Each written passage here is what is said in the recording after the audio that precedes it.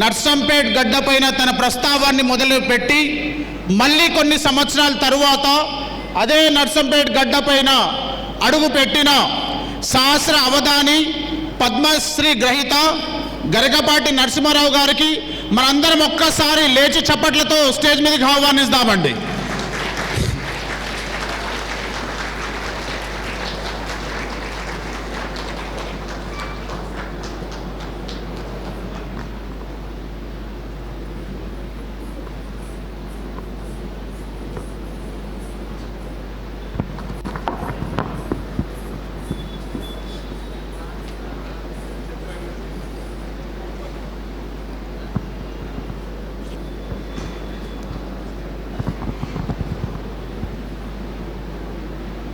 హరి ఓం.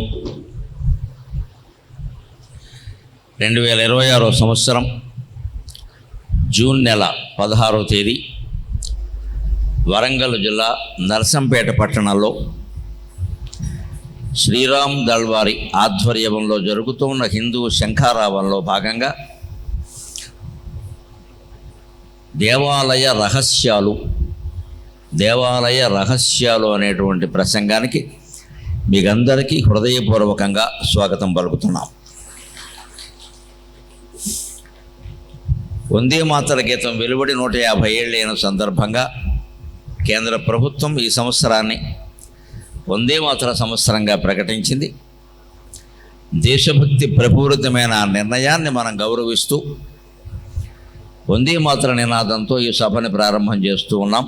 వందే మాతరం, వందే మాతరం, వందే మాతరం. శ్రీకరమై జగజ్జన వశీకరమై పరసైనికాళికిన్ భీకరమై. తల్లి భారతమాత శ్రీకరమై జగజ్జన వశీకరమై పరసైనికాళికిన్ భీకరమై. ప్రజావళికి ప్రేమరసామృతమందజేయు ధాత్రీకరమై విరాజిలడు దేశము భారతదేశమే మహత్వాకరమంచు మృక్కెదను. శ్రీకరమై జగజ్జన వశీకరమై పరసైనికాళికిన్ భీకరమై. ప్రజావళికి ప్రేమ రసామృతమందజేయు ధాత్రీకరమై విరాజిలడు దేశము భారతదేశమే మహత్వాకరమంచు మృక్కెదను. తన్మయతన్ తరించిపోయదన్. లక్ష్మీప్రదమైనటువంటి భారతదేశాన్ని జగజ్జన వశీకరమై ప్రపంచంలోని అన్ని దేశాల నుంచి యాత్రికులని, విద్యార్థులని, విద్వాంసులను కూడా ఆకర్షించినటువంటి భారతదేశాన్ని పరసైనికాళికిన్ భీకరమై సొంత ఆయుధ సంపత్తితో ఎవరు దాడి చేసినా సరే వెంటనే తిప్పికొట్టగలిగిన శక్తి కలిగిన భారతదేశాన్ని ప్రజావళికి ప్రేమరసామృతమందజేయు ధాత్రీకరమై ప్రజల్లో దాతృత్వ శక్తిని పెంచి దాన ధర్మాలు చేయించి అన్నానికి అన్నపూర్ణగా ప్రసిద్ధి చెందినటువంటి భారతదేశాన్ని మనం తిరిగి సాధించాలి అన్ని విధాలా అనేటువంటి ప్రయత్నం కొన్ని సంవత్సరాలుగా చేస్తూ ఉన్నాం. ఒకప్పుడు మన దేశం విశ్వగురువు. ఎందుకంటే ఎవరు గురువు అవుతారు అంటే ఎవరు త్యాగం చేస్తారో వారు గురువు అవుతారు. బోధ చేసేవాడు గురువు, బాధ పెట్టేవాడు గురువు కాదు. త్యాగం చేసేవాడు, చెయ్యమని చెప్పేవాడు గురువు. భారతదేశం విశ్వగురువు ఎందుకైంది పూర్వము అంటే ఇక్కడ నలంద, తక్షశిల, కాశీ మొదలైన విశ్వవిద్యాలయాల్లో ఆచార్యులు అంగవస్త్రం కట్టుకుని ఉండేవారు. అంతకంటే లేదు, పైన కొంగు కూడా లేదు వాళ్ళకి. ఒక పుస్తకం పట్టుకుని ఎరగరు, అంతా ధారణ బుర్రలో ఉంటుంది. ఎక్కువ మంది విద్యార్థులను స్వీకరించేవారు కాదు. మా స్ట్రెంగ్త్ అంతా అంటే 1000 మందిని చెప్పడం గొప్పగా భావించేవారు కాదు. నా దగ్గర చదువుకునేవాళ్ళు 5గురేనండి అని చెప్పేవారు. మరి 5గురే విద్యార్థులైతే ఈయన ఎలా బతుకుతాడాయా అంటే కందమూల ఫలాలు తిని బతికేవారు. అరణ్యాల్లో గురుకులాలు ఉండేవి. ఆ విద్యార్థులు భిక్షాటనే. అందులోంచి తెచ్చిన దాంట్లోనే గురువుకు పెట్టేవారు. పూర్వకాలం మున్యాశ్రమాల్లో ఎక్కడ వంట పొయ్యి ఉన్నట్టుగా మన పురాణాల్లో వర్ణన ఉండదు ఎక్కడ. మీరు చూసుకుంటే అర్థమవుతుంది. పురాణ కథలు వింటే వశిష్ఠుని ఆశ్రమం, అత్రి మహర్షి ఆశ్రమం, ఇలా గౌతమ మహర్షి ఆశ్రమం అంటారు కదా, వంట పొయ్యి ఉన్నట్టుగా దాఖలా లేదు. మరి వంట పొయ్యి లేకుండా ఇంతమందికి అన్నం ఎలాగా అంటే అరణ్యంలో ఏం దొరికితే అది. కంద మూల ఫలాలు, కందం అంటే దుంప, మూలం అంటే వేరు, ఫలం అంటే పండు, అవి తినేవారు. ఈవేళ మళ్ళీ రకరకాల ఆరోగ్యాలన్నీ అయ్యాక, ఆహారాలన్నీ అయ్యాక ఆరోగ్యాలు నాశనం అయిపోయాక మళ్ళీ పచ్చి శనగలు తినకండి, ఎండు వేరుశనక్కాయలు తినండి, అవి చెబుతున్నారు ఇప్పుడు. మళ్ళీ రకరకాలుగా చెబుతున్నదంతా అదే. డ్రై ఫ్రూట్స్ తినండి, పచ్చి శనగలు తినండి, నానబెట్టిన శనగలు తినండి, కొళ్ళబెట్టిన కందులు తినండి అని మళ్ళీ అవే చెబుతున్నాయి. ఏమైంది? మొత్తం మీద గ్రహించింది ఏంటంటే తిరిగి ప్రాచీన ఆహార విధానం, ప్రాచీన విద్యా విధానం, ప్రాచీనమైన కుటుంబ సంస్కృతి ఇవన్నీ మంచివి అని మనం గ్రహించాం. చెడిపోవడానికి ముందే ఇది గ్రహించుంటే చాలా బాగుండేది, చెడిపోకుండా ఉండేవాళ్ళం. ఎప్పటికైనా మనం ఆ స్థాయికి చేరుకోవాలంటే హిందూ దేవాలయాల్ని మనం రక్షించుకోవాలి.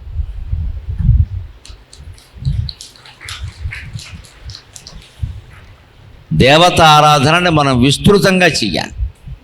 ఈ ప్రాంతంలోనే 500 ఏళ్ల క్రితం దేవాలయాన్ని కూల్చేశారని కార్యకర్తలు చెబితే, ఎలాగో మీరు సభ కావాలంటున్నారు కదా, దేవాలయాల రక్షణ ఆవశ్యకత, దాంట్లో ఉండే రహస్యాల గురించే మాట్లాడతానని చెప్పారు. దేవాలయం ప్రాధాన్యం తెలిస్తే దాన్ని కాపాడుకోవలసిన అవసరం ఏమిటో తెలుస్తుంది. 1,00,000 రూపాయలు మన దగ్గర ఉన్నాయి, కాపాడుకోకుండా ఉంటామా? ఓ 10 రూపాయలు ఉన్నాయనుకోండి, పక్కన పెట్టేస్తాం. 1,00,000 రూపాయలు ఉన్నాయి, జాగ్రత్త పెట్టుకోమా? మరి 1,00,000 రూపాయలని అంత జాగ్రత్త పెట్టుకున్నప్పుడు లోకాతీత, గుణాతీత, సర్వాతీత, శమాత్మిక అన్నట్టుగా అమ్మవారి యొక్క లక్షణం చెబుతారే, అనే లక్షణాలు కలిగిన భగవంతుడే మనకి ప్రత్యక్షంగా విగ్రహ రూపంలో దర్శనం చేయిస్తున్న దేవాలయాన్ని ఎంత కాపాడుకోవాలి? అసలు ఎందుకు ఈ దేవాలయాలు? వీళ్ళ జ్యేష్ఠ మాసంలో ప్రత్యేకంగా చెప్పుకోవాలి. వీళ్ళ అధిక జ్యేష్ఠం వెళ్ళిపోయి అసలు జ్యేష్ఠం వచ్చింది కదా. సూర్యుడు నెలకో రాశిలో ప్రవేశిస్తాడు. దాన్నే కర్కాటక సంక్రమణం, మకర సంక్రమణం, మేష సంక్రమణం అంటారు. ఒక్కొక్కసారి ఏం జరుగుతుందంటే 2-3 ఏళ్లకోసారి ఒక రాశిలో ప్రవేశించి అదే రాశిలో 2 నెలలు ఉండిపోతాడు. ఆయన వేరే రాశిలోకి వెళ్ళలేదు కాబట్టి ఆ నెల పేరు కూడా పాత నెల పేరే ఉంటుంది. ఆ అదనంగా వచ్చేదాన్ని ముందే పెట్టి అధిక జ్యేష్టం, అధిక కార్తీకం, అధిక శ్రావణం అంటారు. అలాగే ఈసారి అధిక జ్యేష్ఠ మాసం వచ్చింది. అది నిన్నటితో వెళ్ళిపోయి ఈవేళ అప్పుడే పాఠ్యం వెళ్ళి విధియ కూడా నడుస్తుంది. ఈ జ్యేష్ఠ మాసంలో ఆరాధించవలసిన దేవత ఎవరో తెలుసా? మనం అసలు ఎప్పుడు ఆరాధించిన బ్రహ్మదేవుణ్ణి ఈ జ్యేష్ఠ మాసంలో ఆరాధించమని చెప్పే శాస్త్రం. ఎవ్వరూ ఆరాధించరు బ్రహ్మదేవుడు అంటే ఎంతసేపు కైలాసానికో వైకుంఠానికో వెళ్ళి శివుడి దగ్గర, విష్ణువు దగ్గర చేతులు కట్టుకొని నిలబడడం అంతే, ఇంకేముండదు. కానీ ఆయన రహస్యం అది కాదు. శివరాత్రి కథలో కూడా బ్రహ్మదేవుణ్ణి ఆరాధించొద్దు, నీకు గుడి ఉండదని శివుడు శపించాడంటారు. దేవతలు ఇచ్చేటువంటి శాపాల్లో శివుడు కానీ, కేశవుడు కానీ, మహర్షులు కానీ ఇచ్చిన శాపాలు ఎప్పుడు పైకి మనకి శాపాల్లా కనపడితే కానీ అవి నిజానికి వరాలు, దేవతల వాక్కులవి. బ్రహ్మదేవుడికి ఆరాధన ఉండదు అంటే అర్థం ఏంటంటే మామూలు ఆరాధనల ద్వారా ఆయన్ని చేరుకోలేము. యతో వాచా నివర్తంతే అప్రాప్య మనసా సఖా అని వేదంలో ఉంటుంది. ఏ పరమాత్మను చేరుకోవడానికి మీ వాక్కులు పనికిరావో, మీ ఆలోచన పనికిరాదో, ఒకవేళ మీరు ఆలోచించినా అది వెనక్కి వచ్చేస్తుందో, మీరు మాట్లాడినా అది వెనక్కి వచ్చేస్తుందో, ఆ స్థానమే పరమాత్మ, పరబ్రహ్మ అన్నారు. ఆ బ్రహ్మజ్ఞానాన్ని, జ్ఞానాన్ని బ్రహ్మజ్ఞానం అన్నారు. ఆ విద్యని బ్రహ్మ విద్య అన్నారు. ఆ ఆనందాన్ని బ్రహ్మానందం అన్నారు. శివానందం, కేశవానందం, శివ విద్య, కేశవ విద్య, శివజ్ఞానం, కేశవ జ్ఞానం ఎందుకు అనలేదండి? అది అర్థమైతే బ్రహ్మదేవుడు గొప్పతనం ఏమిటో అర్థమవుతుంది. బ్రహ్మానందం అన్నారు. అన్నిటికంటే గొప్ప ఆనందం ఏమిటంటే బ్రహ్మానందం అన్నారు. అది ఎక్కడి నుంచి వస్తుందో తెలుసా? బయట నుంచి రాదు, నీ లోపల నుంచి వస్తుంది. దాన్నే బ్రహ్మానందం అంట. బ్రహ్మానందం పొందడానికి సాధనాలు అవసరం లేదు. సాధనాలతో అయ్యే పని కాదు అది. సాధనాలు ఉంటే అడ్డం. మనం ఒక్కళ్ళమే ఉండగా మన లోపలికి మనం చూసుకుంటూ నేను నేను అనే స్ఫురణ ఎక్కడ కలుగుతుందో అక్కడే ఉండిపోతే అది బ్రహ్మానందం. దానికి ఏం అవసరం లేదు, శరీరం చాలు, అదే ఎక్కువ. శరీరం కాళ్ళు చేతులు అన్నీ ముడుచుకుని కూర్చోవచ్చు, మనస్సు ఒక్కటే పని చేయాలి. నిజానికి అది కూడా పని చేయకూడదు, ఆత్మస్థానంలోకి వెళ్ళి ఆగిపోవాలి. దాన్ని బ్రహ్మానందం అంట. దానికి సంబంధించిన జ్ఞానాన్ని బ్రహ్మజ్ఞానం అంటారు. అది నేర్పే విద్యని బ్రహ్మ విద్య అంటారు. ఆ తత్వాన్ని పరబ్రహ్మ అంటారు. గమనించండి, బ్రహ్మ, పరబ్రహ్మ, బ్రహ్మ విద్య, బ్రహ్మజ్ఞానం, బ్రహ్మానందం. ఎక్కడ మరి వేరే దేవతల పేర్లు ఎందుకు లేవండి? బ్రహ్మ అంత గొప్పవాడు. నిజం చెప్పాలంటే విష్ణువు కంటే శివుడు కంటే కూడా మూలమైనటువంటి స్థానం బ్రహ్మది. అందుకే బ్రహ్మ విష్ణు మహేశ్వరులు అంటారు. విష్ణు బ్రహ్మ మహేశ్వరులు అనరు, శివకేశవ బ్రహ్మలు అనరు, బ్రహ్మ విష్ణు మహేశ్వరులు అంటారు. ప్రారంభంలో ఆయన పేరు ఎందుకు చెప్పారు? సురజ్యేష్ఠ పితామహ. దేవతలందరిలో పెద్దవాడు ఎవరంటే బ్రహ్మ అన్నారు. అంచేత ఆ బ్రహ్మ అశ్రద్ధ చేయవలసిన మనిషి కాదు. ఆయనకి గుడి కట్టద్దు అనే మాట ఎందుకు వచ్చినా, శివరాత్రి సందర్భంగా ఆ కథలో ఆయన అహంకరించాడు. నేనేదో శివుడి అంతం కనుక్కుంటా అన్నాడు. ఏ బ్రహ్మ అయినా విష్ణువైనా చివరికి శివుడైనా సరే నేను అనేది ప్రవేశిస్తే అయిపోతాడు. ఆ నేను అనేది లేకపోవడమే బ్రహ్మత్వం, అదే శివత్వం, అదే కేశవత్వం. వాళ్ళకు కూడా ఈ నేను ఉంటే ఎలాగా? అందుకని మనకి శివరాత్రి కథలో బ్రహ్మ విష్ణువు కూడా శివుణ్ణి కనుక్కోలేకపోతారు. మధ్యలో అరుణాచలేశ్వర స్వామి నాగేంద్రహారాయ త్రిలోచనాయ భస్మాంగరాగాయ మహేశ్వరాయ నిత్యాయ శుద్ధాయ దిగంబరాయ తస్మై నకారాయ నమ శివాయ ఎలా ఆవిర్భవిస్తాడు. ఆ ఆవిర్భవించిన వాడే అరుణాచలేశ్వరుడు, అగ్నిలింగం. ఒక కథలో అలా ఉంటుంది. ఇంకో కథలో శివుడు అజ్ఞానంలో పడతాడు, విష్ణువు బయటపడేస్తాడు. ఇంకో పురాణ కథలో వీళ్ళిద్దరూ అజ్ఞానంలో పడతారు, బ్రహ్మదేవుడు బయటపడేస్తాడు. మొత్తం మీద ఎవరైనా అజ్ఞానంలో పడతారు, ఎవరైనా పడేస్తారు. అది గుర్తుపెట్టుకోవాలి. అందుకని బ్రహ్మ విష్ణు మహేశ్వరులు మళ్ళీ నెంబర్ 1, నెంబర్ 2 నెంబర్ లేకూడదు. క్లాసులు ర్యాంకులు కాదు ఇది. ఇక్కడే హిందూ ధర్మం మొత్తం దెబ్బతింటోంది. సనాతన ధర్మం ఎక్కడ దెబ్బతింటోంది అంటే ముఠాలు కొడుతున్నారు. ఎక్కడ మా దేవుడే గొప్ప అని ఏవో పురాణ కథలు పట్టుకురావడం. మీరు 2 పట్టుకొచ్చా, నేను 22 పట్టుకొస్తా. 18 పురాణాలు ఉన్నాయి, 3 కథలు ఉన్నాయి. అంచేత ఇందులో సనాతన ధర్మంలో ఎవరూ గొప్ప కాదు, ఎవరూ తక్కువ కాదు. పైగా ఇది ఏం చెబుతుంది అంటే బ్రహ్మంతటి వాడైనా విష్ణువంతటి వాడైనా శివుడంతటి వాడైనా అజ్ఞానంలో పడతారు, అనుమానం లేదు. ఎప్పుడు పడతారు? నేను అనే భావన వస్తే, నాది అనే భావన వస్తే. అదే అజ్ఞానంలో మనము పడుతున్నాం, నేను నాది అనే కారణంగా. ఆ వెరసి జీవుడికి దేవుడికి తేడా లేదు. అజ్ఞానంలో పడడంలోనూ ఇద్దరూ సమానమే, జ్ఞానం పొందడంలోనూ ఇద్దరూ సమానమే. అందుకని ఆ జ్ఞానం నీ అంతటి నువ్వే, నీలోంచి నువ్వే పొందాలి. దాన్నే బ్రహ్మానందం అంటారు. భౌతిక వస్తువుల ద్వారా మనం ఆనందం పొందితే దాన్ని భౌతిక ఆనందం అంటారు. ఒక ఏసీ వేసుకోవడం ద్వారా చల్లని గాలి వస్తే అమ్మయ్య అనుకుంటాం, అది భౌతిక ఆనందం. ఎందుకని? భౌతిక ఆనందం నిలబడదు. ఏసీ మిషన్ పని చేయకపోతే ఆగిపోతుంది. నీకు నొక్కడం జాకపోతే మోడ్ మారిపోయింది అనుకో, ఆ స్విచ్ అలాగే ఉన్న మోడ్ మార్చేస్తారు కొంతమంది. రాత్రి వేళ 1 గంటకి ఆ రిమోట్ తీసి ఒకటి నొక్కుతారు, రావట్లేదంట. రాదు మరి. కూలింగ్ మోడ్లో ఉండాలి. కూలింగ్ మోడ్లో మానేసి నువ్వు ఫ్యాన్ మోడ్లో పెట్టావనుకో అయిపోయినట్టే. అంచేత ఏసీ ద్వారా నీకు వచ్చే ఆనందానికి షరతులు ఉన్నాయి. నువ్వు అది మిషన్ సరిగ్గా ఉండాలి, పని చేయాలి, నువ్వు సరిగ్గా పడుకోవాలి, అందులో తలుపులు వేసి ఉండాలి, ఇనప బీరువాలు ఉండకూడదు, తెరిచి ఉండకూడదు, ఎక్కువ వస్తువులు ఉండకూడదు. ఏసీ రూమ్లో సినిమా స్టూడియో ఉన్నట్టుగా ఉండాలి, మొత్తం టేపులు పెట్టేసి. అలా అయితేనే ఏసీ వస్తుంది. మనకి ఎందుకు రాదు అంటే మొత్తం కంచెంత కాపురం అంతా అందులోనేనాయ. బట్టల బీరువాలన్నీ అక్కడే ఉంటే పైగా తెరిచి పెడతారు. నీ బట్టలన్నింటిలోకి ఏసీ వెళ్ళింది, ఆ బీరువాలో పెట్టిన వాడికి నీకు రాలేదు. పైగా ఇంకా అజ్ఞానంలో ఉంటారు. ఏసీ వేస్తారు, ఫ్యాన్ 5లో పెడతారు. దీన్ని అష్టదరిద్రం అంటారు. ఫ్యాన్ 5లో పెడితే ఏమైంది, వచ్చే ఏసీ గాలిని ఫ్యాన్ పైకి లాక్కుపోయింది. ఏసీ వేసినప్పుడు ఇప్పుడు ఫ్యాన్ 1లో ఉండాలి, లేదా మహా అయితే 2, అంతకు మించి పెట్టకూడదు. ఆ గాలి మనకు రావాలి కదా. ఆ గాలి ఇలా రాగానే ఫ్యాన్ పైకి తంతే ఫ్యాన్ గాలి నీకు వచ్చింది, ఏసీ గాలి ఫ్యాన్కి పోయి. ఇవన్నీ ఏసీ మెకానిక్లు చెప్తారండి. మనం వాడు వెరి వేదవకని చూస్తాం మనం, కానీ వాడి శాస్త్రంలో వాడు గొప్పవాడు. అద్వైతంలో శంకరాచార్య ఎంత గొప్పవాడో, ఏసీ శాస్త్రంలో మెకానిక్ అంత గొప్పవాడు. వాడిని గౌరవించాల్సిందే. మనకు తెలియదు, వాడు చెప్పినట్టు వినాలి. అంచేది ఈ ఏసీ సహా అలాగే బయట ఏదైనా సరే, మా పిల్లలు బాగా స్థిరపడ్డారండి అని నువ్వు ఆనందంగా ఉన్నావు. రేపొద్దున ఇంకేదైనా అందులో ఇబ్బంది వచ్చిందని ఎవరి నుంచైనా ఫోన్ వస్తే నీ ఆనందం అయిపోయింది, గోవిందా. ఇలా కొంతకాలం ఉండి మళ్ళీ పోయేది, కొంతసేపు ఉండి మళ్ళీ పోయేది, ఒకరి వల్ల వచ్చేది ఆనందం కాదు. ఆత్మానందం అనేది ఆత్మ, నువ్వు తప్ప ఇంకెవరూ అక్కల్లా. నీ శరీరం కూడా మాకు అక్కల్లా, నీ చూపు కూడా మాకు అక్కల్లా, నీ శ్వాస కూడా ఆగిపోవడం మంచిదే, నువ్వు ఆపుకోగలిగితే. కుంభక స్థితిలో ఉండొచ్చు.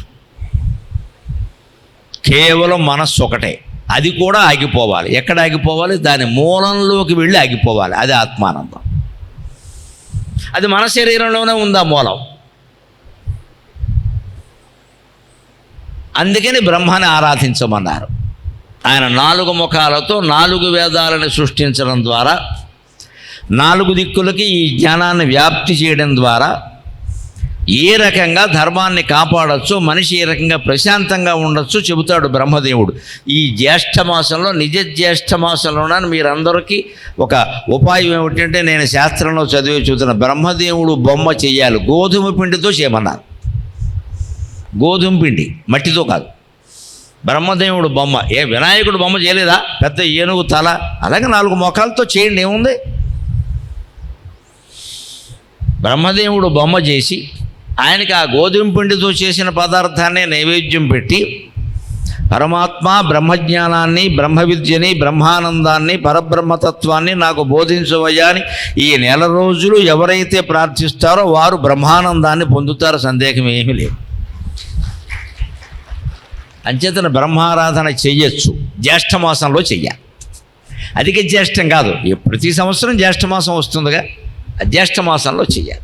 ఎందుకంటే ఆయన సురజ్యేష్ఠ పితామహ, దేవతలందరిలోకి జ్యేష్ఠుడే. పైగా ఈ నెలకి ఇంకో విశేషం ఉంది, మనం చెప్పుకోవాలి. మీరు ఆచరణలో పెడితే చాలా బాగుంటుంది. ఎప్పుడు ఆనందం ఎక్కడుంటుంది అంటే మనం అనుభవించడంలో ఉండదండి, చాలా పొరపాటు. మనుషులందరూ స్వార్థానికి లోనై చచ్చిపోతున్నారు. ఇలాగే నా సుఖం, నా సుఖం, నేను బాగుండాలి, నువ్వు ఏమైనా నాకు పర్వాలా. నిజమైన ఆనందం ఎప్పుడు మనం తినడంలో లేదు. మనం అన్నం తింటుంటే గుమ్మం దగ్గర ఎవడన్నా బెచ్చగాడు వచ్చి, అమ్మా ఆకలి అయిపోతుందమ్మా, అన్నం తిని 3 రోజులు అయింది అంటే మిగిలిన అన్నం వాడికి పెట్టామనుకోండి, ఆ రాత్రి మనకి నిద్ర పట్టినట్టుగా ఎప్పుడూ నిద్ర పట్టదు. నిజంగా మీరు చూసుకోండి. ఎందుకు అంత ఆనందం కలిగింది? ఈ మాటకే ఇంత ఆనందం కలిగి చప్పట్లు కొట్టారే మీరు. ఆ పని చేస్తే ఎంత ఆనందం కలుగుతుంది. ఎందుకు కలుగుతుంది అంటే అంతర్గతంగా మన ఆత్మ ఏం చెబుతుందంటే, ఒరే సన్నాసి, నువ్వు తినడంలో ఏం లేదరా, అవతల వాడికి పెట్టడంలోనే ఉంది అని ఒప్పుకుంటోంది కదా. ప్రత్యక్ష నిదర్శనం. దీనికి శాస్త్రాలు దేనికి?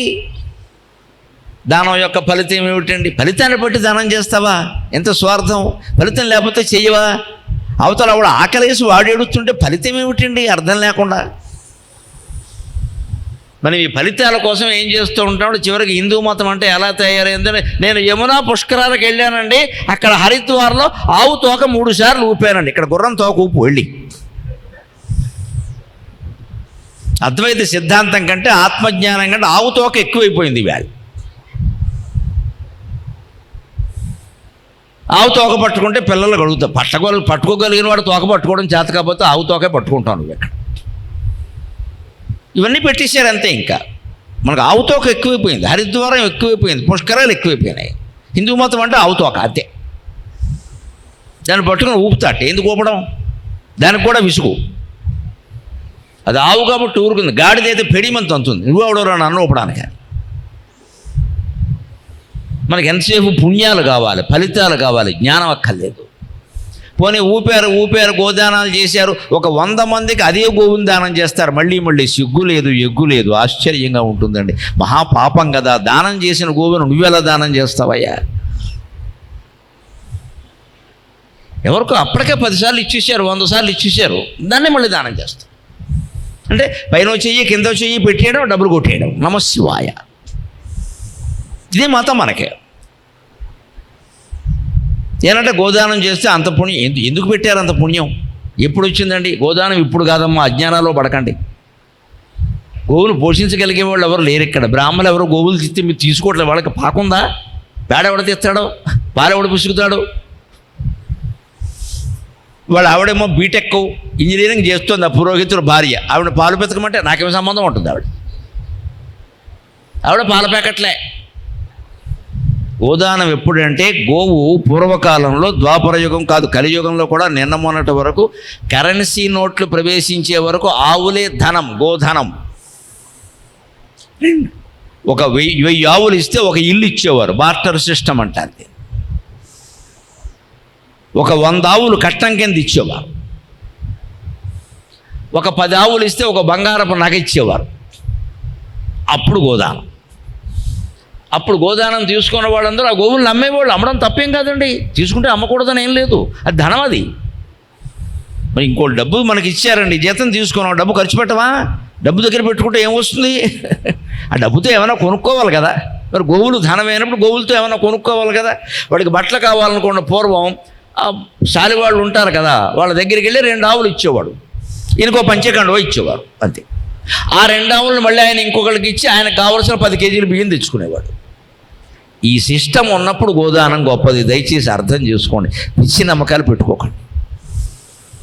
ఆ సిస్టమ్ ఇప్పుడు లేదు. ప్రతిదానికి నోట్లు వచ్చాయి. అది కూడా 2000 లేదు, 1000 లేదు, మన కర్మకు 500 మిగిలింది. ఇక్కడ నువ్వేమైనా చేయదలుచుకుంటే డబ్బు రూపంలో చెయ్యి, లేదు వస్తు రూపంలో, ఉపయోగపడే వస్తు రూపంలో చెయ్యి.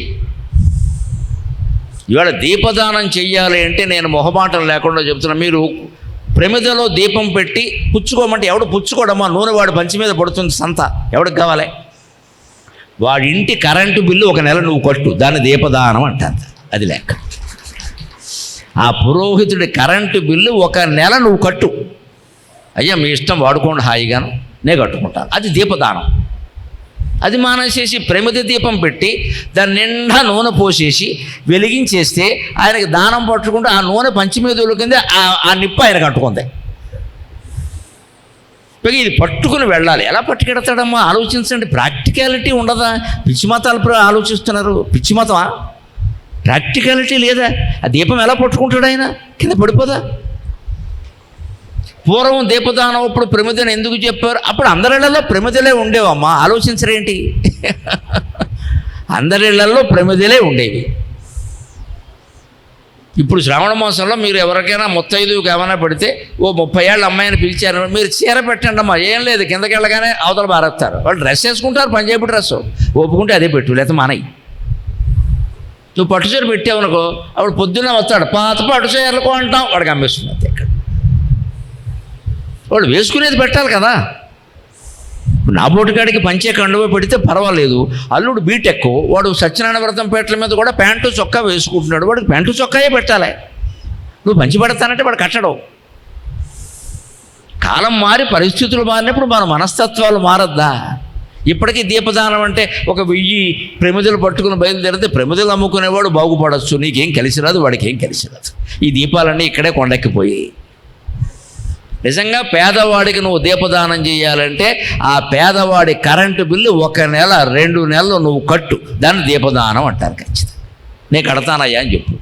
ఈ వేసవకాలం నీ ఇష్టం, హాయిగా వాడుకో, నేను కడతా అంటే సంతోషం. ఆ దాన ధర్మాలు చేయడానికి 12 నెలల్లో చైత్ర, వైశాఖ, జ్యేష్ఠ, ఆషాఢ, శ్రావణ, భాద్రపద, ఆశ్వీజ, కార్తీక, మార్గశిర, పుష్య, మాఘ, పాల్గొనాలనే 12 నెలల్లో జ్యేష్ఠ మాసాన్ని మించింది లేదండి. అందరూ దాన ధర్మాలు చేయండి. ఇది మహాపుణ్యప్రదమైన మాసం.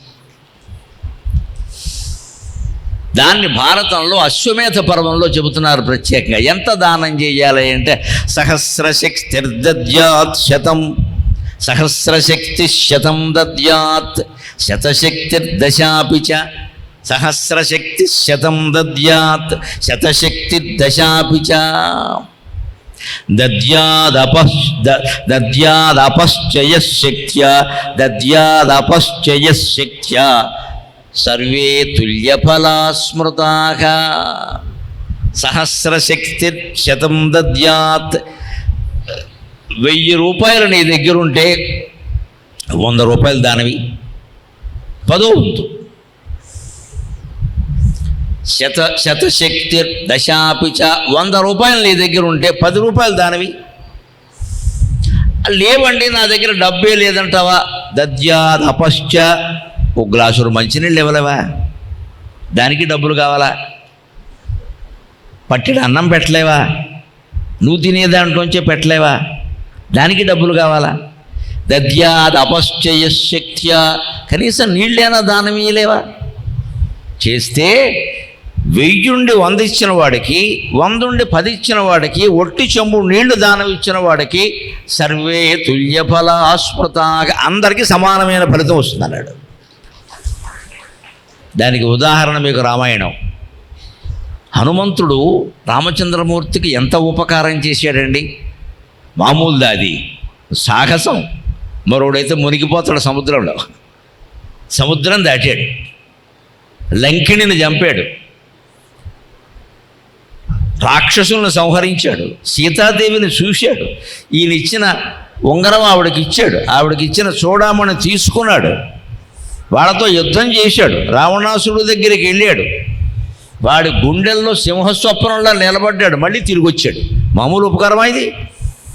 రామచంద్రమూర్తి ఎలా ప్రశంసిస్తాడంటే రామాయణంలో హనుమంతుడిని, ఏకైకస్యోపకారస్య ప్రాణాం దాస్యామి తే కపి శేషస్యేక ఉపకారాణం భవామరుణినో వయం. హనుమంతుడా, నీకు ఏదన్నా ఇమ్మని మీ అమ్మగారు సీతాదేవి చెబుతోందయ్యా, ఏమిమ్మంటావు? ఏమిమ్మంటావు? ఏమిస్తే సరిపోతుంది నువ్వు చేసిన దానికి?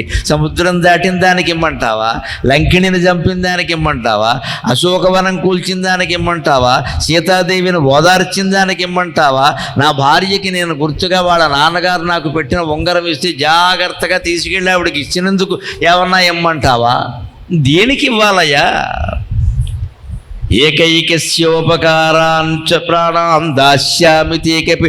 నువ్వు చేసిన ఒక్కొక్క ఉపకారానికే నా ప్రాణం ఇచ్చేశాను అన్నాడు. నువ్వు చేసిన ఒక్క ఉపకారానికే నా ప్రాణం ఇచ్చేసాను, ఇంకా నా దగ్గర ఏం లేదు ఇవ్వడానికి. అందుకని ఏమన్నాడంటే భవామ రుణినో వయం, వచ్చే జన్మలో నేను రుణం తీర్చుకుంటా అన్నాడు. ఇంకేం లేదు, ఏం చేయమంటాం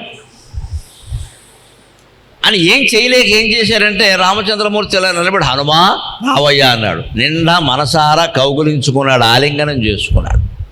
రాముడు హనుమంతుడిని ఆలింగనం చేసుకుంటున్న చిత్రాలు మనం చాలా చోట్ల చూస్తాం. కళ్ళ నీళ్ళు వస్తాయి. నిజంగా హనుమంతుడికి ఎంత అదృష్టం పట్టింది. రాముడు ఏమనుకున్నా, అది నాకే అదృష్టం అనుకున్నాడు ఆయన.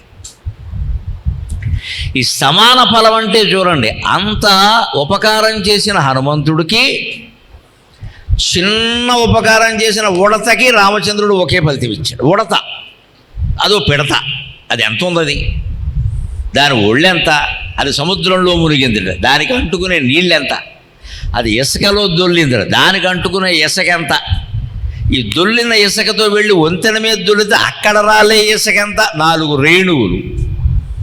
ఇలా ఒక 100 సార్లు ఇసుక రాల్చిన ఒక ఇటక రెండో ఇటకతో అతకడానికి అవసరమైన ఇసుక కూడా సరిపోదే.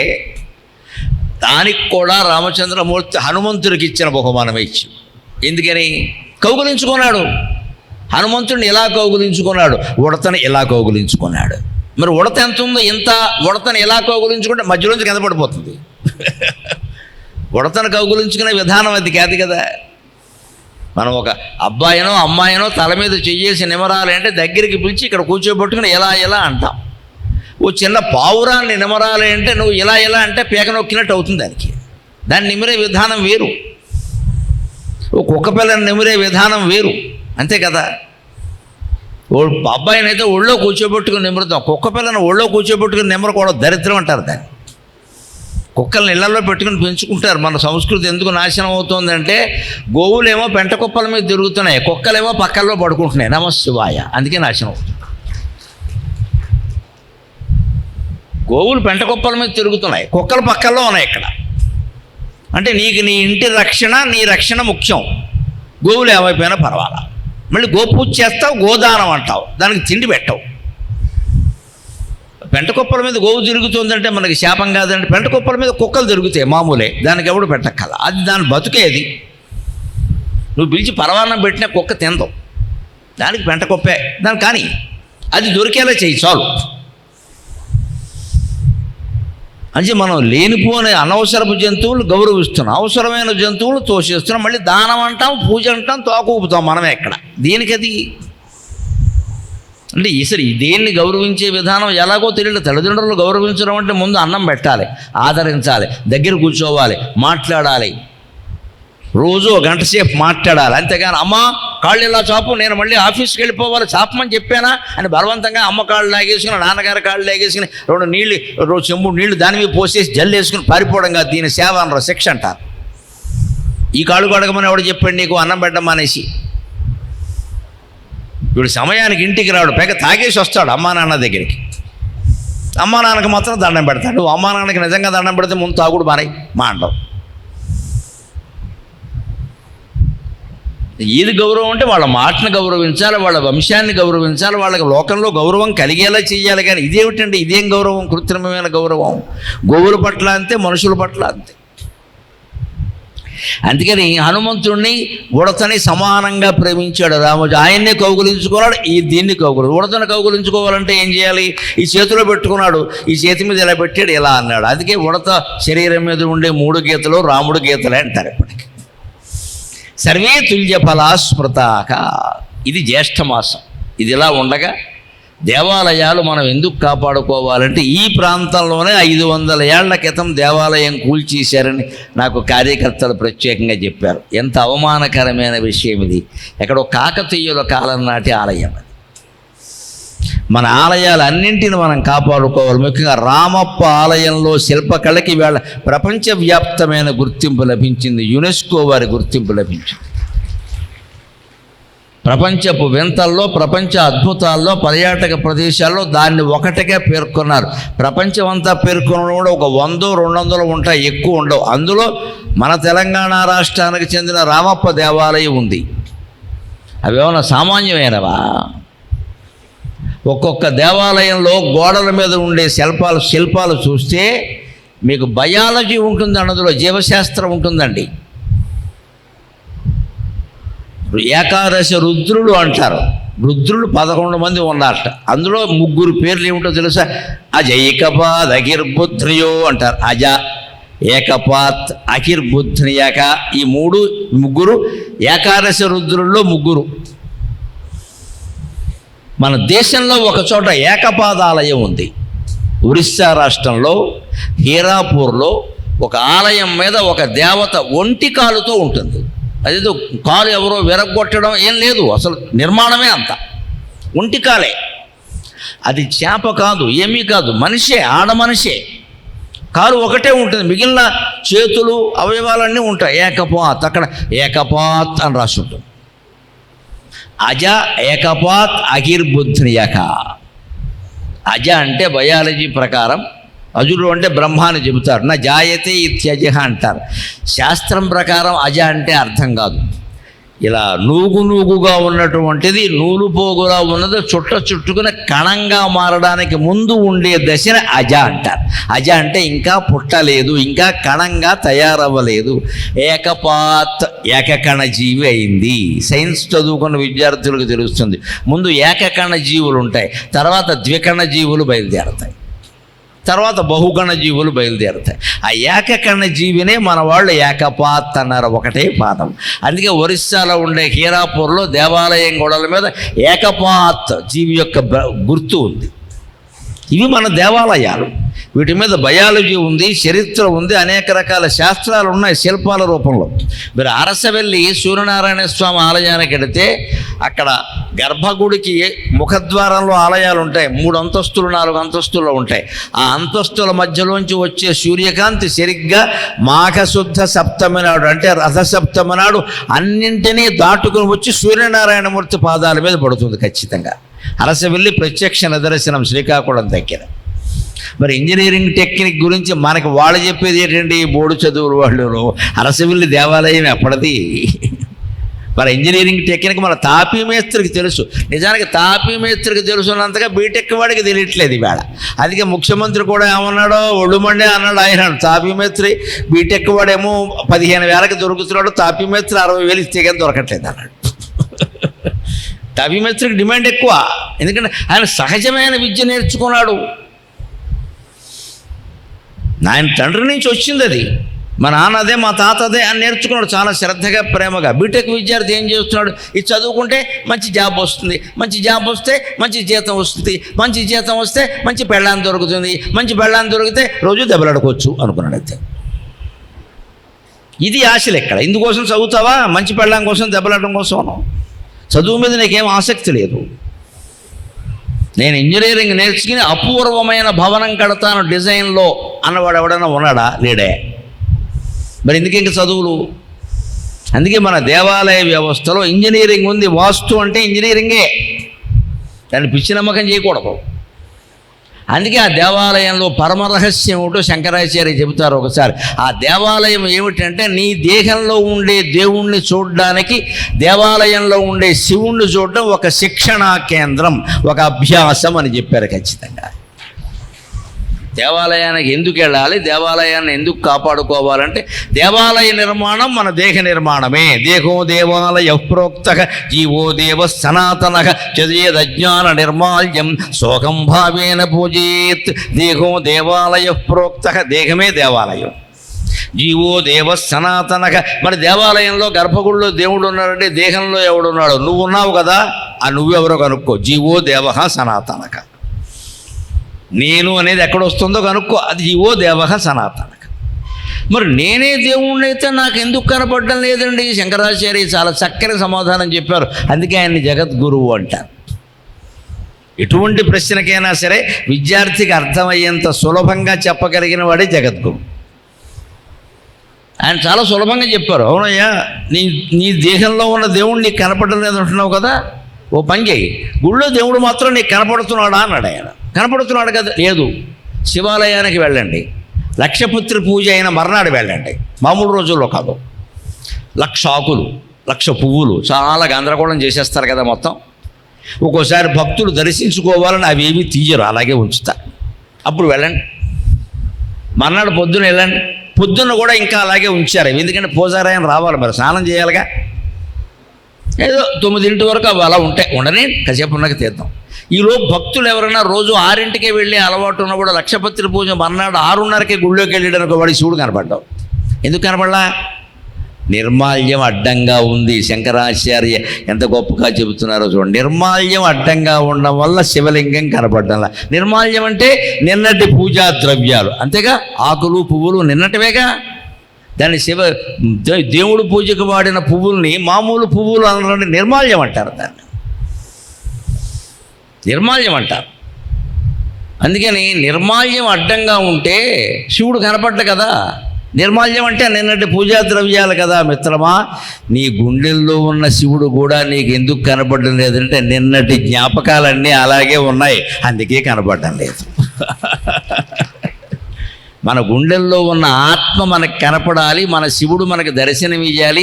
నువ్వే శివుడు, నువ్వే కృష్ణుడు, నువ్వే రాముడు, నువ్వే దేవుడు నీకు అర్థం కావాలంటే ఈ క్షణం వరకు ఏ జ్ఞాపకాలు ఉన్నాయో అవన్నీ వదిలేయాలండి. మళ్ళీ గుర్తు తెచ్చుకోవద్దు. అలా ఎవరు ఉండగలరు, ఎంతమంది ఉండగలరు? కనీసం అభ్యాసం చెయ్యాలి. ముందు ఏమనుకోవాలో తెలుసా? అభ్యాసం అంటే చెబుతున్నా, నేను 1 ఏడాది క్రితం జరిగినవి మాట్లాడతాను. అంతకుముందు మాట్లాడిన నియమం పెట్టుకోండి. 2026 జనవరి 1 నుంచి ఈ రోజు వరకు ఏమన్నా ఉంటే, మరి ఇప్పటివే కదా, ఈ సంవత్సరమే కదా, అవి ఏమన్నా ఉంటే ప్రస్తావిస్తాను. 2025 కానీ 24 కానీ, లేకపోతే నా పెళ్ళైన కొత్తలో శోభనం మంచం మీద పరిచిన దుప్పటి గురించి కానీ నేను మాట్లాడను అని పెట్టుకోండి. ఉండరు అలాగా. ఏం చెప్తుంటారో తెలుసా? 20 ఏళ్ళే కాపురమైన పెట్టారు దంపతులు. 20 ఏళ్ల తర్వాత కాఫీ తాగుతూ మాట్లాడుకుంటూ, నా పెళ్ళికి నువ్వు ఏమిచ్చావు, మీ నాన్న ఏమిచ్చాడు, నీ పెళ్ళి 20 ఏళ్ళు అయింది, సన్నాసి, బుద్ధి లేదు, అమ్మాయి పుట్టింది, అమ్మాయికి పెళ్లి చేస్తున్నావు, ఇప్పుడు మాట్లాడుతున్నావు ఆ విషయాలు. ఎందుకంటే మామగారిని అనడం లోకువ. ఈవిడేమంటుంది, మీ అక్క ఏం చేసింది అప్పుడు, మీ ఆడపడుచు అని ఈవిడ మొదలెట్టింది. మొత్తం మీద కాఫీ పాడైపోయింది, దెబ్బలాట మిగిలింది. ఇదంతా ఎందువల్ల వచ్చిందో? నిన్నటి జ్ఞాపకాలు. మీరు నిన్నటైతే పర్వాలేదండి, 10 ఏళ్ల క్రితం, 15 ఏళ్ల క్రితం ఎవరో దంపతులు మాట్లాడుకుంటుంటే ఎవరో ఒకరు మన ఇంటికి వచ్చారు. వారికి ఏదో వస్తారు, స్వాగతం చెప్తారు, పంపేస్తారు. వెళ్ళిపోయిన తర్వాత ఒకప్పుడు వాళ్ళ ఇంటికి వెడితే ఎలా మాట్లాడింది ఇది, ఆ మాట్లాడి 20 ఏళ్ళు అయిందమ్మా. ఆర్ యు మ్యాట్ ఇక పిచ్చా? ఆవిడ వస్తే స్వాగతం చెప్పావా, బొట్టెట్టావా, చీర కూడా పెట్టావా, వెళ్ళాక ఆవిడని ఆక్షేపిస్తున్నావా? బుద్ధి ఉందా నీకు? ఇంక శివుడు ఎక్కడ కనపడతాడండి? శవాలు కనపడతాయి మనకి. 20 ఏళ్ల క్రితం జరిగింది వదిలేయలేకపోతున్నాం మనం. అది శంకరాచార్య చెబుతాడు, చేయాలి అజ్ఞాన నిర్మాల్యం. అజ్ఞానం అనే నిర్మాల్యాన్ని కనుక వదిలేస్తే శోకం భావేన పూజయ సహా అహం, ఆ శివుడే నేను పూజ కనపడతాడని చెప్పు. అర్థమైపోయింది కదా దేవాలయం ఎందుకో. దేవాలయం ఉంటే కానీ ఈ విషయాలు అర్థం కావు కదా. లక్షపత్రి పూజ చేస్తే కానీ అర్థం కాదు కదా.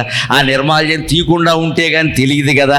మరి ఇవన్నీ జరగాలంటే దేవాలయం ఉండాలి కదా. అందుకని అన్ని దేవాలయాల్ని మనం కాపాడుకోవలసిందే,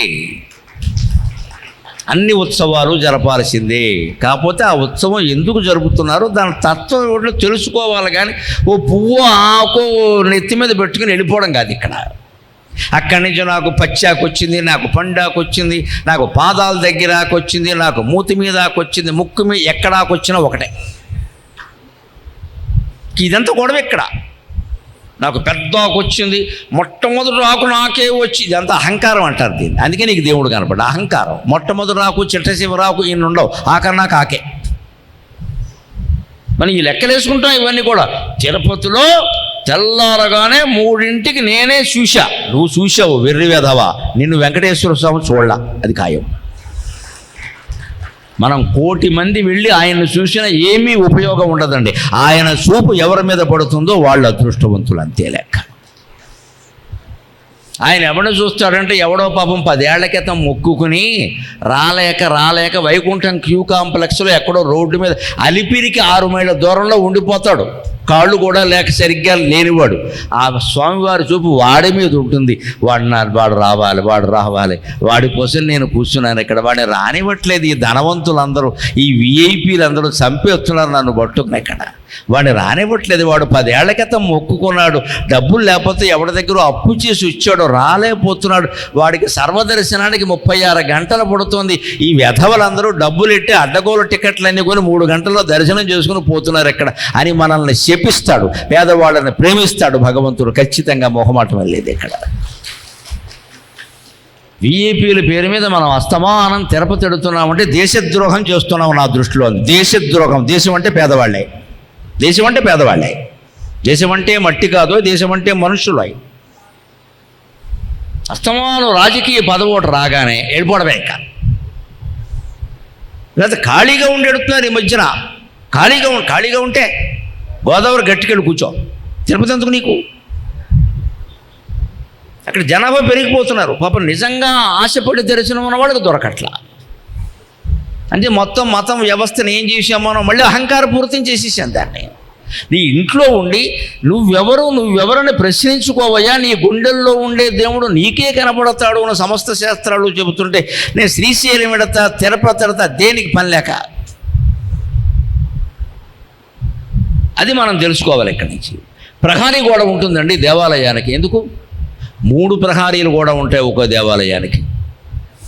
మన లోపల అన్నమయ కోశం, ప్రాణమయ కోశం, మనోమయ కోశం, విజ్ఞానమయ కోశం, ఆనందమయ కోశం. ఇందులో 3 మొదటివి అన్నమయ, ప్రాణమయ, మనోమయ. అవే 3 కోశాలు. ధ్వజస్తంభం దగ్గరికి వచ్చాక విజ్ఞానమయ కోశం, గర్భగుడి ఆనందమయ కోశం.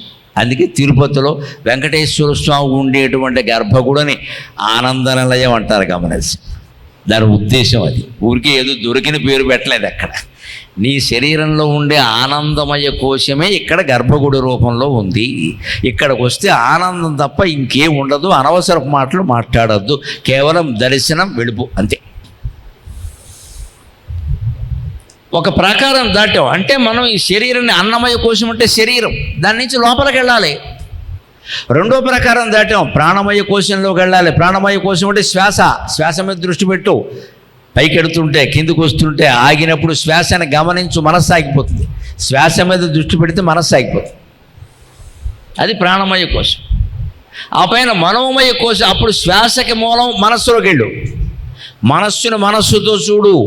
మనస్సు ఎప్పుడు ఆగిపోతుందంటే మనం గమనించనంత కాలం వెళుతూ ఉంటుంది. మనం గమనిస్తే ఆగిపోతుంది, పెద్ద దొంగ అది. అంచేత మూడో ప్రకారం దాటి లోపలికి వెళ్ళామంటే మనోమయ కోశం. అక్కడి నుంచి ధ్వజస్తంభం దగ్గర ఉండేది కట్టినా కట్టకపోయినా అది విజ్ఞానమయ కోశం. అక్కడ విజ్ఞానం ఉంది, చెప్పుకుంటావు.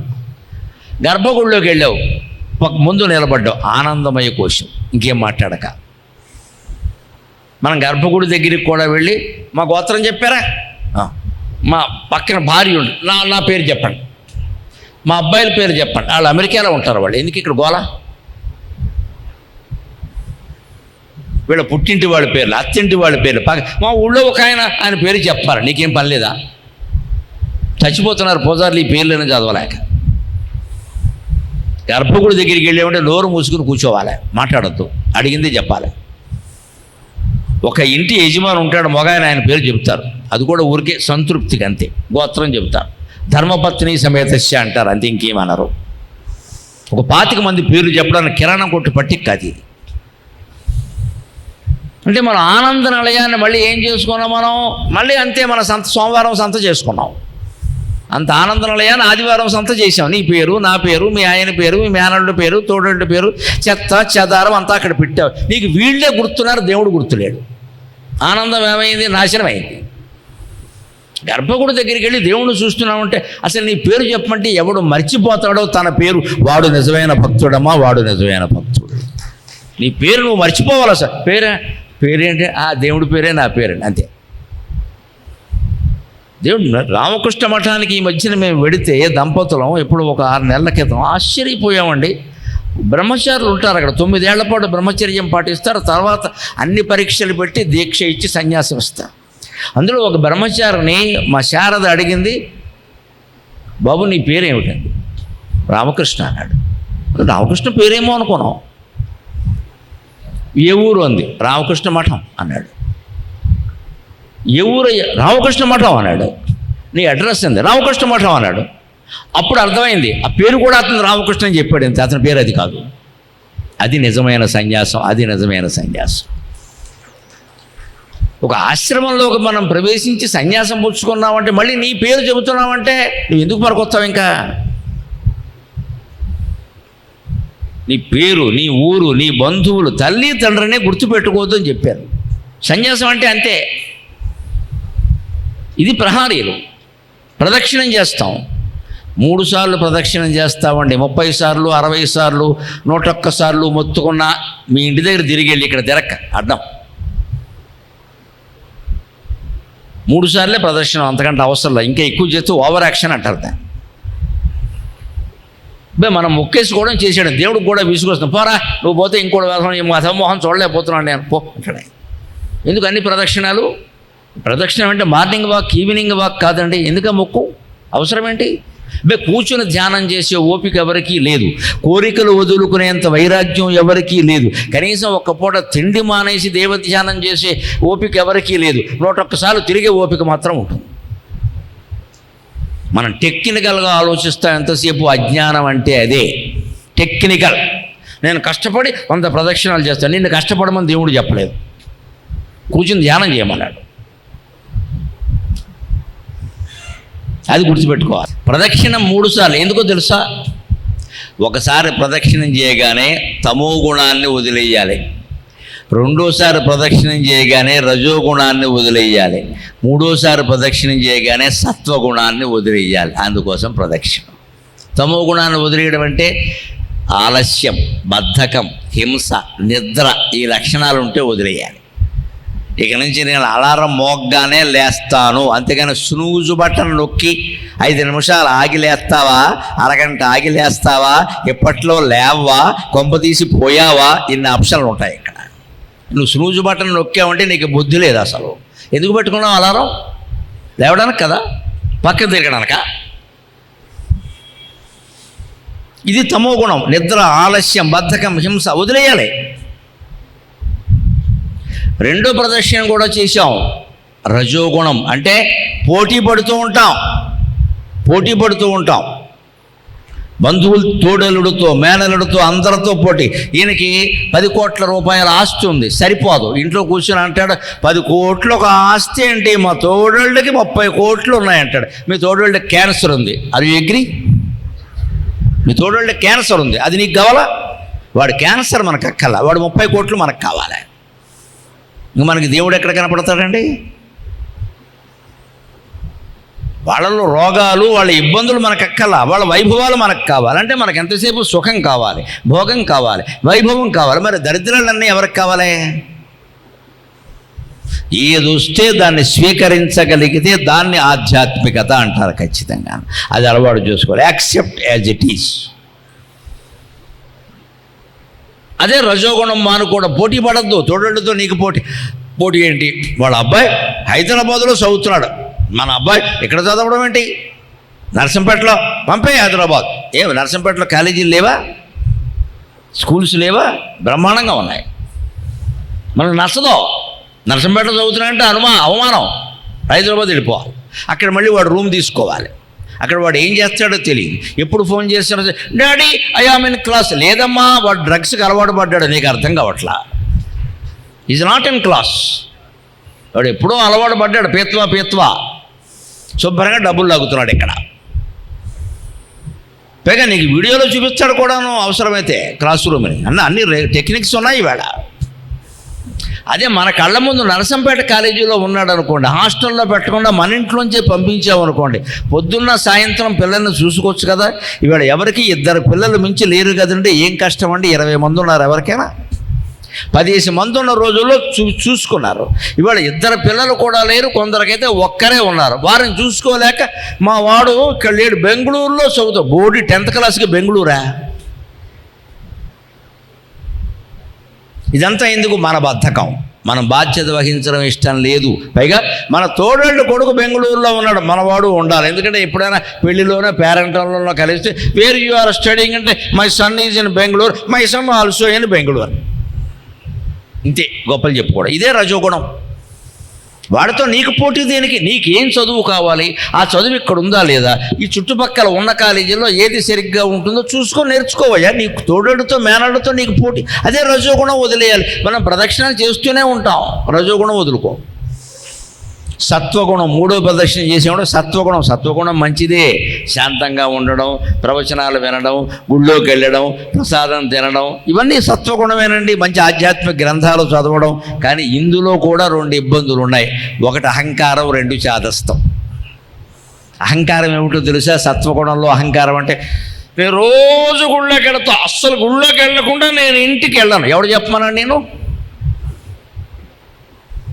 ఇలా ఎవడన్నా మాట్లాడితే రోజు క్లబ్కి వెళ్ళిన వాడికి, రోజు గుళ్ళోకి వెళ్ళిన వాడికి తేడా వెళ్ళలేదు. చెప్పకండి ఈ మాటలన్నీ. వాడో చోట కడుతున్నావు, నువ్వో చోట కడుతున్నావు, అంతే తేడా. ఎందుకు చెబుతున్నావు ఆ విషయాన్ని? గుళ్ళోకి వెళ్తానన్న ద్వారా గొప్ప పెరగాలి, జనాల్లో మన గౌరవం పెరగాలి. ఎందుకు నీ కృత్రిమ గౌరవం? గుళ్ళోకి వెళ్తానని చెబుతున్నావు, నువ్వు చెప్తావా? దాన్ని చెప్పాలా? ఇదే అహంకారం.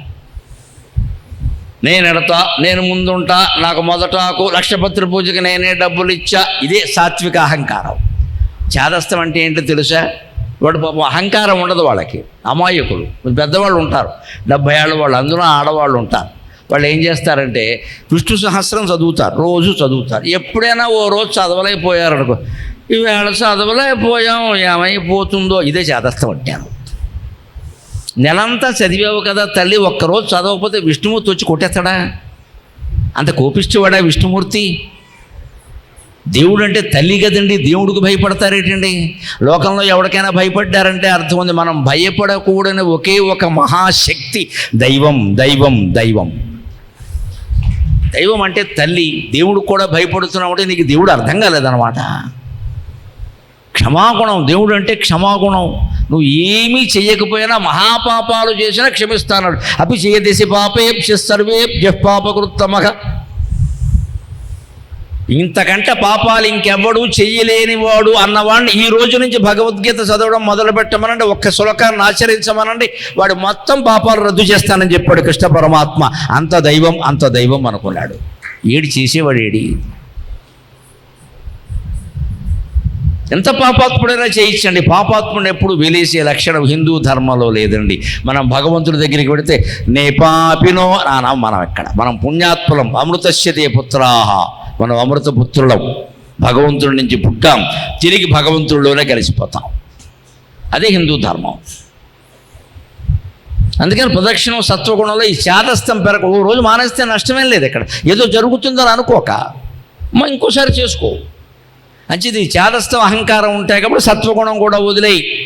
అందుకే లోపలికి వెళ్ళాక ఏమంటారో గమనించండి పూజారి గారు, బాబు ఆత్మప్రదక్షిణ నమస్కారం సమర్పయాలి. ఆత్మప్రదక్షిణం అంటే నీ చుట్టూ నువ్వు తిరగడం అంటే అర్థం ఏంటంటే, అబ్బాయి నువ్వు ఎన్ని గుళ్ళు చుట్టూ తిరిగినా, ఎందరి చుట్టూ తిరిగినా నీ చుట్టూ నువ్వు తిరిగే వరకు నీకు ఏమీ రాదు అని చెప్పాడు అక్కడ. నీ చుట్టూ నువ్వు తిరగడం అంటే నిన్ను నువ్వు తెలుసుకోవడం. మళ్ళీ ఇలా గిరగిర తిరగడం కాదు, కళ్ళు తిరిగి పడిపోతాం. నువ్వు నా చుట్టూ ఎన్నిసార్లు తిరిగినా నీ చుట్టూ నువ్వు తిరిగే వరకు నీకేం తెలియదు. అంటే దేవాలయంలో తిరగడం ఎందుకు అంటే మనలోకి మనం ప్రవేశించడానికి. అది దేవాలయం శిక్షణా కేంద్రం. అప్పుడు ధ్వజస్తంభం దగ్గరికి వస్తాం. ధ్వజస్తంభాన్ని ముట్టుకుంటారమ్మా, ఎందుకు ముట్టుకుంటున్నారో తెలియదు. ముట్టుకోకూడదు ధ్వజస్తంభాన్ని. మనం దాన్ని ముట్టుకుందుకు అర్హులం కాదు. ముట్టుకోవడం కాదు, కొందరైతే 3 సార్లు పామేసి 6 సార్లు తోమేసి దానికి ఉన్న బంగారం పూత మొత్తం పోగొట్టేసి చివరికి రాగి ఇత్తడి మిగిల్చారు అక్కడ. ఏమిటి శని? పైగా స్తంభం అంతా బంగారపు కాంతిలో మెరిసిపోతుంది. వీళ్ళు ముట్టుకున్న చోట రాగి వచ్చింది. ఏం కర్మ దేవుడికి ఇది? నువ్వు ముట్టుకుని పామేశావు. పోనీ నీకేమన్నా బంగారం అంటుకుందా? నీ శనే నీకుంది, అక్కడ బంగారం రాలేదు. దేవుడు పాడు చేసావు. ధ్వజస్తంభాన్ని ముట్టుకోకూడదండి, దూరం నుంచే దండం పెట్టుకోవాలి. పైకి చూడాలి, దాన్ని ముట్టుకుంటారు. పైకి చూడు, పైకి చూడాలి ధ్వజస్తంభం. ధ్వజస్తంభం అంటే ఏంటి అనుకుంటారు? మన శరీరంలో వెన్నుపూస. అందుకే ధ్వజస్తంభం లోపల ఉన్న దేవుడి కంటే ఎత్తుగా ఉంటుంది. గర్భగుడిలో దేవుడు ఇంతే ఉంటాడు, ధ్వజస్తంభం ఆయనకి 16 రెట్లు ఉంటుంది. ఏకాండి ఒకటే కర్రతో చేస్తారు, దానికి అతుకులు అవి ఉండవు. ఒకటే కర్ర. ఇక్కడ దొరకకపోతే తమిళనాడు నుంచి పట్టుకొస్తారు. ఎందుకు చేస్తారు? కర్ర లేక. దానికి అర్థం ఉంది. ఆ అర్థం తెలుసుకోవడం మానేసి తోమై పామై తోమై పామై మళ్ళీ చేతిని ముద్దెట్టుకోవడం ఏమిటిది? దానివల్ల మనకి ఏమి రాదు. నీకేమీ రాకపోగా ధ్వజస్తంభం పాడేయాలి. అది మన శరీరంలో వెన్నుపూస. గమనించండి, వెన్నుపూస ఎంతవరకు ఉందండి? ఈ కటి భాగం దగ్గర నుంచి, ఇక్కడి నుంచి కింద నుంచి ఇంతవరకు ఉంది. ఇక్కడతో ఆగలేదండి, ఇంతవరకు ఉంది. బ్యాక్ బోన్ అన్నిటికీ అదే కమాండింగ్ సెంటర్. ఎవరైనా స్కూటర్ నుంచి పడిపోయి వెన్నెముక దెబ్బతింటే ఇక పనికిరాడు. కాలు దెబ్బతిన్నా, చెయ్యి దెబ్బతిన్నా పనికొస్తాడు. వెన్నెముక దెబ్బతింటే పనికిరాడు. ఎందుకో తెలుసా? అన్నింటికీ ఆజ్ఞలు దాని నుంచే వస్తాయి, వెన్నుపూస నుంచే. అది దెబ్బతింది, ఇంక పనికిరాడు. కష్టం, చాలా కష్టం. అది అంత మూలం వెన్నెముక. సరిగ్గా ధ్వజస్తంభం దేవాలయంలో శివలింగం కంటే పైకి ఉన్నట్టే, విష్ణుమూర్తి విగ్రహం కంటే పైకి ఉన్నట్టే మన శరీరంలో వెన్నెముక కూడా గుండెల్లో ఉండే శివుడి కంటే పైకి ఉంది. గమనించాను. గుండెల్లో శివుడు ఇక్కడ ఉంటాడు, ఇక్కడ ఉండడు. దేవుడు ఇక్కడ ఉంటాడు. అదో నిశ్యామితశ్చాంతే నాభ్యాముపరతిష్టతి జ్వాలమాలాకులంభాతి విశ్వశాయతనం మహతు సంతతకం శిలాభిస్తులంబత్యాకోశ సన్నిభం తస్యాంతే సుశిరకం సూక్ష్మం తస్మిన్ సర్వం ప్రతిష్ఠితం. దేవుడు ఎక్కడుంటాడో డోర్ నెంబర్ సహా చెప్పినటువంటి ఏకైక గ్రంథం వేదం. ఏకైక మంత్రం, మంత్ర పుష్పం. నీకు దమ్ముంటే పట్టుకో. సరిగ్గా ఈ కంఠం కింద చేయబెట్టి ఇక్కడికి జానడు, మళ్ళీ బొడ్లో చేపట్టి ఇక్కడికి జానడు.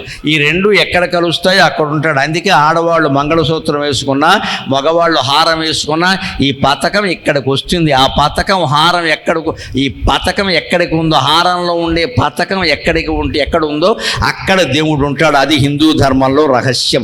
అది దేవాలయ రహస్యం. ఇక్కడే పట్టుకో. ఇలా ఊరికి గోక్కుంటే ఏముండదు, దురద తీరుతుంది. యోగాభ్యాసం చెయ్యాలి. దానికి సరిగ్గా బొడ్లో చేయబెట్టుకుని ఇక్కడికి జాయినాడు. మళ్ళీ పైనుంచి ఇగో వితస్త్య నిష్ఠి అంటారు దీన్ని. ఇక్కడి నుంచి మళ్ళీ ఇక్కడికి జాయినాడు. ఈ రెండు కలిసే చోట సరిగ్గా చూసుకోండి. ఇది సరిగ్గా మంగళసూత్రం అంతే ఉంటుంది. నీకు బంగారం ఉంది కదా అని మోకాళ్ళ మీదకి చేయించుకోకూడదు, లేదు కదా అని పీక దగ్గర ఆపేయకూడదు. ఇక్కడ ఉండాలి కనీసం. అది హృదయ స్థానం, భర్త స్థానం తర్వాత విషయం. భర్తే దేవుడు అన్నారు కాబట్టి భర్త స్థానం అన్నారు. భర్త తర్వాత విషయం. ముందు భగవంతుడు. భర్త ఉండొచ్చు, వెళ్ళిపోవచ్చు, భగవంతుడు వెళ్ళిపోతాడా? ఆయన స్థానం అది.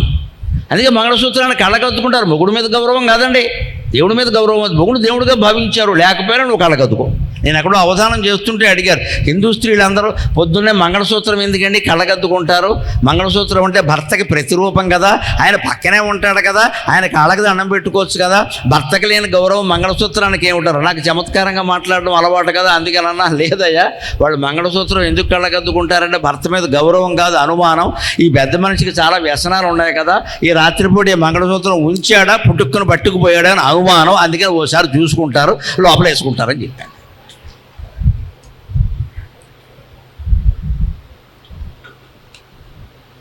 ఏమో ఈవిని పడుకోబెట్టి వాడు ఏమైనా పట్టుకుపోయి తాకట్టు పెట్టిస్తే, అందుకని ఉందా లేదా లేదా అమ్మాయ ఏ పూటకి మిగిలింది సంతోషం, ఏమో రేపు ఉంటుందో ఉండదో, వీళ్ళ ఓ సెల్ఫీ తీసుకుంటారు. మంగళసూత్రం అంటే భగవంతుడండి, కేవలం భర్త కాదు. మీరు భర్తను భగవంతుడిగా భావిస్తే మంచిదే, దానికేమి ఇబ్బంది లేదు. కానీ మంగళసూత్రం అంటే భగవంతుడు, దాన్ని అలాగే కాపాడు. అది మంగళవారం శుక్రవారం వేసుకునే వ్యవహారం కాదమ్మా, సంవత్సరాంతం ఉండవలసిందే, 24 గంటలు ఉండవలసిందే. అసలు కొంతమంది సుమంగళి స్త్రీ లేదు పడుకున్నప్పుడు పాపం గుచ్చుకుంటున్నా కడే మంగళసూత్రం తీయడానికి ఒప్పుకోరండి, అంత బాధపడతారు. పోన్లేండి గుచ్చుకుందంట. పోనీ అలా ఇబ్బందులు ఏదన్నా ఉంటే పక్కకి పెట్టుకుని మళ్ళీ కళ్ళకద్దుకుని వేసుకున్నా పర్వాలేదు. వీళ్ళ ఫ్యాషన్ గురుసులు వచ్చాక తీసి పారేస్తున్నారు పక్కన. పైగా వీక్లీ ట్వైస్ పతివ్రతలు ఉంటారు, వాళ్ళు మంగళవారం శుక్రవారం వేసుకుంటారు, మిగిలిన వారు వేసుకోరు. అంటే 2 రోజులే వాళ్ళకి భర్త, మిగిలినప్పుడు అక్క. అలా ఉంటుందా? వీక్లీ పేరెంట్స్ లాగా వీక్లీ హస్బెండ్. ఇదేం ఆచారం? మంగళసూత్రం అంటే మంగళసూత్రమే,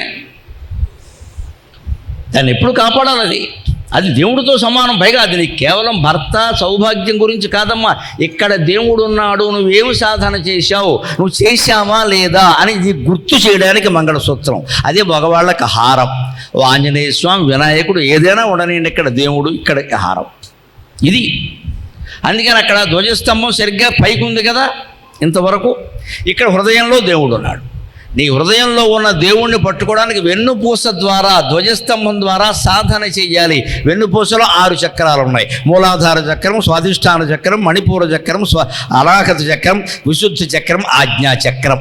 ఈ 6 చక్రాల ద్వారా నువ్వు పైకి ఎదిగి సాధన చెయ్యాలి అనడానికి ధ్వజస్తంభం పెట్టారు. కాబట్టి గుళ్ళోకి వెళ్ళినప్పుడు ధ్వజస్తంభాన్ని ముట్టుకోవద్దు, దండాలు పెట్టద్దు, పైకి దానికి నమస్కారం పెట్టి పైకి చూడండి. మీ శరీరంలో ఉన్న వెన్నుపూసను తలుచుకోండి. ఇంటికి వెళ్ళి యోగాభ్యాసం చేయండి. కాస్త ఆ యోగాభ్యాసం ఎవరన్నా గురు సన్నిధిలో చేస్తే మంచిది, ఎందుకంటే మనకి తెలియకుండా చేస్తే ఎముకలు విరుగుతాయి కొన్ని. ఆయన అయితే ఏ ఆసనం వేయాలో ఏ ఆసనం వేయకూడదో ఆ అనుభవం ఉన్న ఆయన దగ్గరికి వెళితే చెబుతాడు. ఆడవాళ్ళు కూడా ఉన్నారు ఇవాళ, తప్పేమీ లేదు, ఎవరికి వాళ్ళకే ఉన్నారు. అందుకని మంచిది. అది ధ్వజస్తంభం రహస్యం. ఇంకా నందీశ్వరుడు అండి, నంది ఇలా ఉంటుంది శివాలయంలో, మీరు గమనించండి. వృషస్య వృష నమస్పృష్ట్వా ఈశ్వరస్యావలోకనం శృంగ మధ్యే శివం దృష్ట్వా పునర్జన్మ నవిద్యతే. ఆ నందీశ్వరుని యొక్క వెనక భాగాన్ని, తోక పక్క భాగాన్ని ఇలా పట్టుకుని 2 కొమ్ముల మధ్యలోంచి శివుణ్ణి చూడమన్నారు. ఎందుకు అలా చూస్తే ఆయనకి ఏమైనా ఇష్టమా కష్టమా? మన హృదయంలో కూడా వెన్నుపూస వెనకాల కింది భాగం నుంచి పై వరకు సాధన చేసి 2 కొమ్ముల మధ్యలో ఉంచే శివుడు అంటే ఈ హృదయ నాళాల మధ్యలో ఉండేటువంటి శివుణ్ణి, జీవుణ్ణి చూడమని అర్థం. అందుకే అది పెట్టారు ఖచ్చితంగా. సరిగ్గా వృషణ భాగం ఎక్కడ ఉంటుందండి? పురుషులకు అర్థమవుతున్న కింద ఉంటుంది. అక్కడే బీజశక్తి అంతా నిక్షిప్తమై ఉంటుంది. అక్కడి నుంచి పై వరకు వెన్నుపూస ఉందయ్యా, దాన్ని పట్టుకుని నువ్వు చూడాలి అన్నారు. ఇంకొంచెం లోపలికి వెళ్ళారు, ఆత్మ ప్రదక్షిణం అన్నారు, గంట కొట్టమన్నారు. గంట కొట్టారు. నేను కొడతా అని చిన్నపిల్లలు ఎగిరెగిరి కొడతారు. కొట్టించాలి వాళ్ళ చేత. ఎందుకో తెలుసా? దాన్ని ఘంటానాదం ఎందుకు పెట్టారు అంటే ఇక్కడ కూడా ఓ గంట ఉందమ్మా. యోగ సాధన చేస్తుంటే మూలాధార చక్రం దగ్గరికి రాగానే ధిమ్ ధిమ్ ధిమ్ ధిమ్ తక ధిమ్ ధిమ్ ధిమ్ ధిమ్ ధిమ్ ధిమ్ ధిమ్ తక ధిమ్ ధిమ్ ధిమ్ అని మృదంగ ధ్వని వినపడుతుంది. స్వాధిష్టాన చక్రం దగ్గరికి రాగానే వేణునాదం వినపడుతుంది. మణిపూర చక్రం దగ్గరికి రాగానే వీణానాదం వినపడుతుంది. ఈ నాదాల్లో తేడా ఉండొచ్చు, కానీ ఏదో ఒక నాదం వినపడుతుంది. యోగశాస్త్రం ప్రకారం నేను చెబుతున్నా. అనాహత చక్రం దగ్గరికి రాగానే ఘంటానాదం వినపడుతుంది. విశుద్ధ చక్రం దగ్గరికి రాగానే శంఖనాదం వినపడుతుంది. అలాగే ఆజ్ఞాచక్రం బ్రహ్మరంధ్రం దగ్గరికి వెళ్ళగానే క్రీం క్రీం బ్రహ్మరంధ్రగతో నాదో మాయూరో నద ఉచ్యతే. నెమలి కేక వేసిన నాదం వినపడుతుంది, మా మయూర నాదం వినపడుతుంది. ఆ మయూర నాదం వినపడింది అంటే నీ యోగ సాధన పూర్తయినట్టు లెక్క. అటువంటి యోగ సాధన పూర్తయిన మహానుభావుడు దేవదేవుడు ఆదిదేవుడు శ్రీకృష్ణ పరమాత్మ. అందుకే ఆయన నెమలి పింఛం ధరిస్తాడు శిరస్సు మీద. అది రహస్యం, అది రహస్యం. ఇంక పింఛాలు లేవా, పెట్టుకోకూడదా? ఎవరు వద్దన్నారు? వాళ్ళు కోటీశ్వరులు. కృష్ణుడిని వసుదేవుడైనా కోటీశ్వరుడే, నందుడు కూడా కోటీశ్వరుడే. వాళ్ళు ఏం పేదవాళ్ళు కాదు. బంగారం కిరీటాలు పెడతారు. వద్దని చెప్పి నెమలియకి ఎందుకు పెట్టుకున్నారండి? నెమల మీద ఇష్టం కాదు. నెమల మీద ఇష్టం సుబ్రహ్మణ్య స్వామికి ఉంటుంది, కృష్ణుడికి ఎందుకు ఉంటుంది? బ్రహ్మరంధ్రం వరకు నువ్వు సాధన చేస్తే అక్కడ మయూరనాదం వినపడుతుంది. మయూరానికి గుర్తుగా మహాయోగి. ఎత్ర యోగీశ్వర కృష్ణ ఎత్ర పార్థో ధనుర్ధరక. యోగుల్లోకెల్లా శ్రీకృష్ణుడిని మించిన యోగి లేడమ్మా. సుఖస్థ్యాగి కృష్ణో యోగి సుఖస్థ్యాగి. సుకుడు అంటే సన్యాసి, కృష్ణుడు అంటే యోగి. ఆ యోగిత్వానికి చిహ్నం మయూరనాదం. అలాగే సాధన చేసినప్పుడు సరిగ్గా ఇక్కడికి రాగానే ఘంటానాదం వినపడుతుంది కదా. గుండెల్లో శివుని చూడడానికి వచ్చావు గుళ్ళోకి, ఆ శివుడికి ఘంటానాదం. విష్ణువైనా కృష్ణుడైనా. పైగా దాన్ని ఏమంటారో తెలుసా? అనాహత చక్రం అంటారు. ఇక్కడ ఉండేది అనాహత అంటే, ఆహత అంటే కొట్టబడిన, అనాహత అంటే కొట్టబడని. అంటే గుడిలో గంట నువ్వు కొడితే మోగుతుంది, గుండెల్లో గంట నువ్వు కొట్టకుండానే మోగుతుంది. అది అనాహత నాదం, అది అనాహత చక్రం. ఎంత గొప్పదండి మన దేవాలయ శాస్త్రం. ఈ గుడిలో గంట కొడితే మోగుతుందయ్యా, నువ్వు ఇంటికి వెళ్ళి సరిగ్గా సాధన చేస్తే ఇక్కడ వరకు నీ సాధన వస్తే కొట్టకుండానే జై జై జై అని ఘంటానాదం వినపడుతుంది అన్నారు. ఆ నాదం వినపడితే నీ సాధన పూర్తి అయినట్టు లెక్క. అందుకోసం గంట అన్నారు. అప్పుడు దీపం పెడతాం, గర్భగుడిలో దీపం చూస్తాం. దీపం పెడుతుంటే పురోహితులు శ్లోకం చదువుతారు. అది అర్థమైతే దీపం అర్థమవుతుంది. ఎన్ని దీపాలు పెట్టాలి, ఏ వైపున పెట్టాలి అని కాదమ్మా ఆలోచించాల్సింది. అసలు దీపం ఎందుకు? సాధ్యం త్రివర్త్య సంయుక్తం వన్యనా యోజితం ప్రియం గృహాణ మంగళం దీపం. గృహాణ మంగళం దీపం త్రైలోక్య తిమిరాపకం. దీపం ఎలా పెట్టాలో కూడా చెబుతున్నారు. రసాధ్యం, నెయ్యి కానీ నూనె కానీ వేసి దీపం పెట్టచ్చు. నెయ్యి అయితే మంచిది. నూనె అనేది నిజం చెప్పాలంటే ఆధునిక కాలంలో వచ్చిందండి. పూర్వం నుంచి ఉండేది నెయ్యి. యజ్ఞాల్లో వాడింది కానీ, అన్నాల్లో వాడుకున్నది కానీ, ఆహార పదార్థాల్లో వాడింది కానీ నెయ్యే ఎక్కువ. అందుకే మీరు నూనె అన్నదానికి సంస్కృతంలో పదం లేదు, స్నేహం అనే పదం వాడతారు. తైలం అనే మాట వచ్చింది, తెరలు వచ్చాక వచ్చింది. అంత మొదటి నుంచి లేవు అవన్నీ. ముందు నెయ్యే వాడేవారు అన్నిటికీ, నెయ్యే వాడేవారు అన్నిటికీ. మీరు మిరపకాయ అంటున్నారండి. మిరపకాయ మోడరన్. మీరు ఒక 500 కాకతీయుల కాలం నాడు మిరపకాయ చూపించండి ఎవరైనా. లేదు, అది మిరియపు కాయ. మిరియాలకి బదులు వాడే కాయ, అందుకని దాన్ని మిరియపు కాయ. మిరియపు కాయ అనేది పలుకుబడిలో మిరపకాయ అయింది. అంటే మిరియాల నుంచి కాయ రాదు, మిరియాలకి బదులు వాడతారు. అంటే శ్రీనాథుడి కాలంలో ఎక్కడ మిరపకాయలను వర్ణించలేదు, ఎండుమిర్చి కానీ పచ్చిమిర్చి కానీ. శ్రీనాథుడు భోజన ప్రియుడు, 16 రకాల పిండి వంటలు వర్ణిస్తాడు ఆయన. ఎక్కడ మిరపకాయల వర్ణన లేదు, ఆయన కాలానికి లేవు. 15వ శతాబ్ది కాకతీయుల కాలానికి మిరపకాయలు లేవు. మీరు చూసుకోండి చరిత్ర అంతా. ఇంగ్లీష్ వాళ్ళు వచ్చే మిరపకాయలు నిజం చెప్పాలంటే. అంతకుముందు మన భారతీయులు ఏం వాడేవారంటే మిరియాల పొడి వాడేవారు. కూరల్లో కానీ పచ్చళ్ళలో కానీ మిరియాల పొడి వాడేవారు. ఇంగ్లీష్ వాళ్ళు ఈ చిల్లీ పేరు మీద ఈ మిరపకాయలు పట్టుకొచ్చాక తెలుగువాడు దానికి ఏం పేరు పెట్టారంటే మిరియాలకు బదులుగా ఈ కాయ వాడుతున్నాం కాబట్టి ఇది మిరియపు కాయ అన్నాడు. అది వీడు పలుకుబడిలో మిరపకాయ అయింది. అందులో పచ్చిమిరపకాయ వేరే, ఎండుమిరపకాయ వేరే, అది నోట్లో పెట్టుకుంటే వేరే, ముక్కలో పెట్టుకుంటే వేరే, రకరకాలుగా ఉంది. మంచిది, ఆ పంట లేదు మనకి. ఇది చరిత్ర ఇదంతా. మొదటి నుంచి అన్నీ ఉన్నాయి అనుకోకూడదు. మీ కాకతీయుల కాలం కాదు, ఒక 300-400 బ్రిటిష్ వాళ్ళు వచ్చే వరకు మిరపకాయ లేదు. మిరపకాయ బజ్జీ కూడా లేదు, అన్నీ తర్వాత వచ్చి. అలా కొన్ని ఉండవు, కొన్ని ఉంటాయి.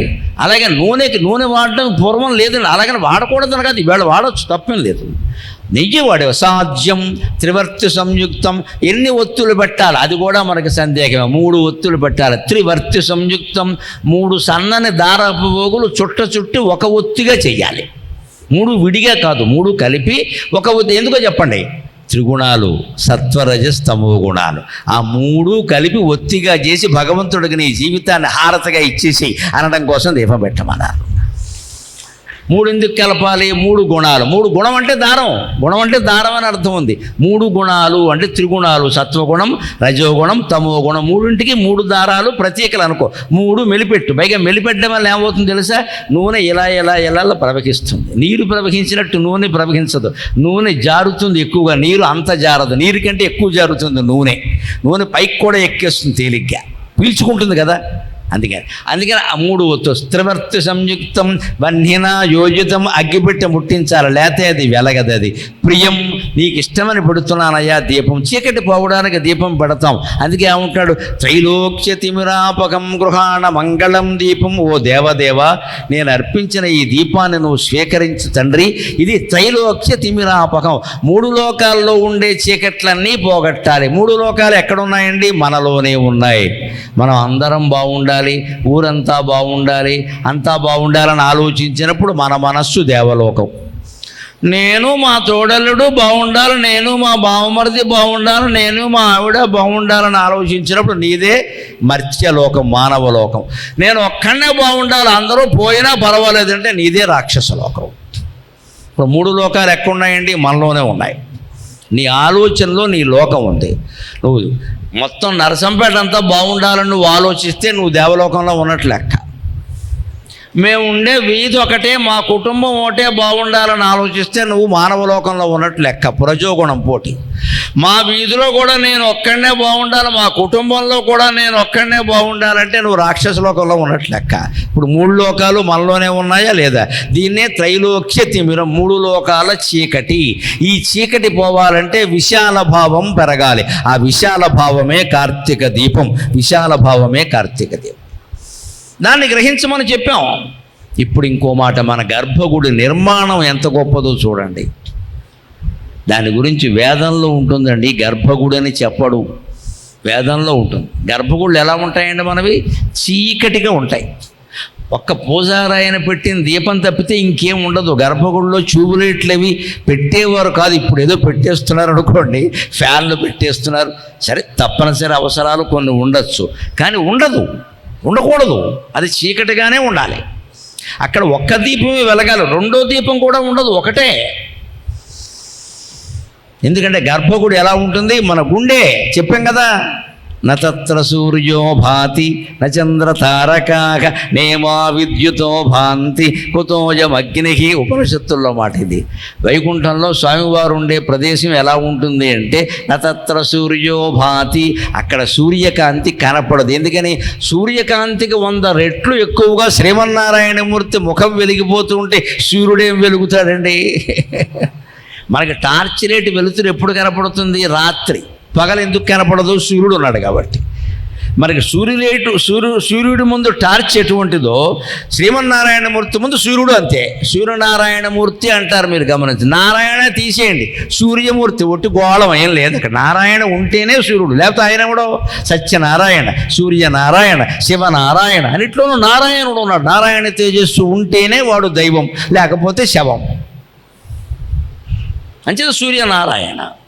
అంటే సూర్యుడు తేజస్సు మన దగ్గర పనిచేస్తుంది, కానీ శ్రీమంత్ వైకుంఠంలో పనిచేయదు. అది ఆయన నుంచి వచ్చింది. అది ఆయన దగ్గర డ్యాన్స్ ఆడితే అలాగా. నత్ర సూర్యో భాతి, పరమాత్మ ఉండే చోట సూర్యుడు ఉండలేడు. నచంద్ర తారక, సూర్యుడు ఉండలేడంటే చంద్రుడు నక్షత్రాలు చెప్పాలా? అవి ఉండలేవు. నేమా విద్యుతో భాంతి, నీ కనపడుతున్న విద్యుత్తు వెలుగులు, మేఘంలో వెలుగులు కూడా అక్కడేమీ ఉండవు. ఆయన వెలుగు ముందు ఇవేం నిలబడవు. కుతోయం అగ్నికి, ఇంకా అగ్గిపుల్లా ఉండవని వేరే చెప్పక్కర్లేదండి. అందుకైతే గర్భగుడిలో మామూలుగా భౌతికంగా చూస్తే సూర్యకాంతి ఉండదు, చంద్రకాంతి ఉండదు, నక్షత్రాలు ఉండవు. అగ్ని అంటే మనం పెట్టిన దీపం ఒక్కటే ఉంటుంది. అది కూడా రాత్రి అర్చక స్వామి పెట్టి వెళ్ళిపోతూ నిండా నూనె పోసి వెళ్ళిపోతాడు. ఎంతవరకు ఉంటే అంతవరకు ఉంటుంది. స్వామి, నీ దగ్గర దీపం పెట్టాం, నీదే భారం అంటాడు. వెళ్ళిపోతాయి. ఎంతవరకు ఉంటే అంతవరకు. ఆయనకేమీ దోషం రాదు. నూనె పోయకుండా వెళ్ళిపోతే దోషం. ఆయన ప్రయత్నం ఆయన చేశాడు. అది ఎప్పుడో కొండెక్కింది అంటారు. దేవుడి దగ్గర దీపం ఆరిపోతే ఆరిపోయింది అన్నారు. కొండెక్కింది అంటే అర్థం ఏంటి? కొండ మీద దీపం పెడితే ఆరిపోదా? కొండ ఎక్కిందంటే అర్థం అది. మరి ఇంట్లో దీపం పెడితే ఉంటుంది, కానీ హోరుగాలిలో కొండ మీద దీపం పెడితే ఆరిపోయింది. ఆరిపోయిందనడం మనకు వాడడం ఇష్టం లేక తెలుగు భాషలో కొండ ఎక్కింది అన్నారు. కొండ ఎక్కితే ఆరిపోయినట్టే లెక్క. అదొక ప్రయోగం. అది అలాంటి దీపం పెట్టారు. గర్భగుడి అలా ఉంటుంది. అందుకని ఇక ఇప్పుడు ఇంకొక మాట గమనించండి. ఇప్పుడు అర్చన ఎందుకు చెయ్యాలి, మన జీవితం అంతా ఎలా అర్పించాలి? భక్త రామదాసు చెబుతాడండి, దాశరథి శతకంలో, స్వామి నీ దర్శనం నేను ఎందుకు కోరుకుంటున్నానంటే, కరములు నీకు మొక్కుటకే కన్నులు మిమ్ములగాంచా, కరములు మీకు మొక్కుటకే కన్నులు మిమ్ముల చూడ, జిహ్వ మీ స్మరణదలిర్ప, జిహ్వ మీ స్మరణదలిర్ప, మీ కథలు మా చెవి సోకుచునుండ, మీ కథలు మా చెవి సోకుచునుండ, నాస మీ అరుతను గట్టు పూసరులగా ఆశపడన్, నాస మీ అరుతను గట్టు పూసరులగా ఆశపడన్, పరమార్థ గౌరవోత్కరముగ జేజవే కృపను, పరమార్థ గౌరవోత్కరముగ జేజవే కృపను, దాశరథి కరుణాపయోనిధి. గర్భగుడిలో దేవుణ్ణి చూస్తున్నామంటే పక్కకి చూడకూడదండి. మన చూపంతా దేవుడి మీదే ఉండాలండి. ఎంత శ్రద్ధ ఉండాలి అంటే, గుళ్ళో దక్షిణ వెయ్యాలి కదా, ఆ దక్షిణ ముందే జేబులో పెట్టుకోవాలి. అప్పుడు మొగుణ్ణి పెళ్ళాం అడగడం, పెళ్ళాం మొగుణ్ణి అడగడం, వీళ్ళిద్దరూ కలిసి ఎవడికో ఫోన్ చేయడం దరిద్రం అంటారు. దీన్ని ఇంత ఆలోచన లేదా? గుళ్ళో కడుతున్నామని డబ్బులు ఉండద్దా? నేను చేసి చెబుతున్నానమ్మా. నేను ఎక్కడికైనా ప్రవచనానికి వెళితే సాధారణంగా దేవాలయాలు ఉంటాయి, గుళ్ళోకి తీసుకెడతారు, దక్షిణ వెయ్యాలి. నేను ఎంత ప్రిపేర్డ్గా ఉంటాను దానికి అంటే, ఇదిగో ఇక్కడ ఖచ్చితంగా 250 100 రూపాయలు సిద్ధంగా ఉంటాయి. అక్కడ 100 రూపాయలు, ఇది 250, 150 కాదు, సిద్ధంగా ఉంటాయి.